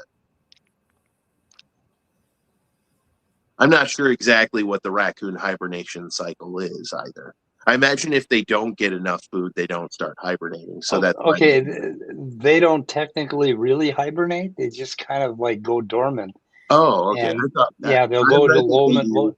Yeah, they're like a bear. A bear doesn't really hibernate either. Right. If you believe a bear hibernates, go and jump on one in the winter. Right. And you'll find out they don't. But raccoons will wake up when it's about 25 above and come attacking, basically. And it's like 50 above here now, so, or it was 54 today. So. They mark their territory with their poop instead of their pee, which is kind of abnormal. Really? Yeah. They're really interesting. They come out of the river valley, and once I found, like, I was feeding them for a while, and I ended up with over 60 raccoons. Oh no! They also have some of the most human-like hands out of all the other mammals. They have pseudo thumbs. Yeah. Not quite opposable thumbs, but really close, and so they can manipulate a lot of things that humans can too. Yeah, they're very clever. Yeah, they're very clever. Yeah, I handed one their smushy faces. Yeah. I handed one a treat once, something to eat, and he took it out of my hand and he put it down and then he reached for my hands. So I gave him my finger and he just took my finger and smelled it. And then he pushed it back and gave it back to me. It was like the most amazing moment. Yeah. That was my first raccoon, Bumpy. I started feeding him. Pretty soon there were 60 raccoons in my yard. Yeah, they tell us there. What's that? Legend has it the raccoon only goes into hibernation. He was his buddies. He's like, "Come here, come with me. Look, this dude's heading out like our favorite drug." They do like alcohol. In fact, a lot of mammals do. Elephants will pack fruit into their trunks and ferment it to drink, and macaques and macaws and lots of other species of monkeys that live by resorts in tropical areas, you'll see signs that say "watch your drinks" because the monkeys will steal them and just guzzle them down. You'll have drunken monkeys walking around. I got to tell you a story. Okay, so I had a whole pile of magic mushrooms growing out in the woods right outside my house, and the raccoons were digging around in there for some reason. Like, you could see that they had dug it up. And that night, I have a 2400 lumen flashlight. I heard a racket out in the woods, like crazy racket, like a noise that I hadn't heard before. And I shined it on a raccoon, and he screamed and ran away. They were probably stoned out of their minds. They were eating magic mushrooms. Yeah. There's lots of animals that like to get a little bit of an altered mind state going on, and I think. But you should have seen this thing. It was standing up, and I shined a light on him, and he screamed like I've never heard a raccoon scream before, and he ran away. It's like, ah! I believe it because I grew up near a slaughterhouse, and goats scream when you. Oh yeah, they do. They scream like humans. They go, ah! And they die. There was a raccoon that broke into a liquor store like a couple months ago when it was on. Oh yeah, news. Like, and he drank up like almost that when they come in, he was passed out in between the toilet and the sink, like just face first on the ground. Like, and he was a repeat offender. He had been there before. They took him to the animal shelter and let him sober up before they turned him loose. I wonder if the other raccoons judged him for being an alcoholic. He was hammered though, wasn't he? Like, he was laying there, his legs were all spread out and shit. Yeah, he was really now that you mention it, I look at his profile picture. Are you from Africa, Chris? That's cool. Tell us about Africa. Yeah, he's from South Africa, I think. Oh wow. Judging by the accent. Drunken fermented marula fruit. Cool.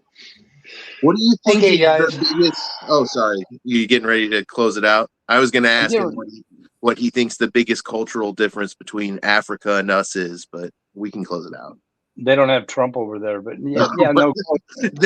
They have Trump-like figures. They absolutely do, depending on where we're talking about. Like, I think Uganda and Nigeria have some Trump types. He's from South Africa, probably. Yeah. Sounds like it. Judging by his accent. Yep. He says animals in Africa all get drunk on fermented marula fruit. That's so cool. I love that animals do cool things like that. Y'all are scared of black people. We aren't. That's a good one. I live near Detroit. In the world. Okay. Oh dear. I guess you're not that old then, Chris. Yeah. Yeah. Right. Yeah. There was a time. There was a time. Projection. Yeah, Projection.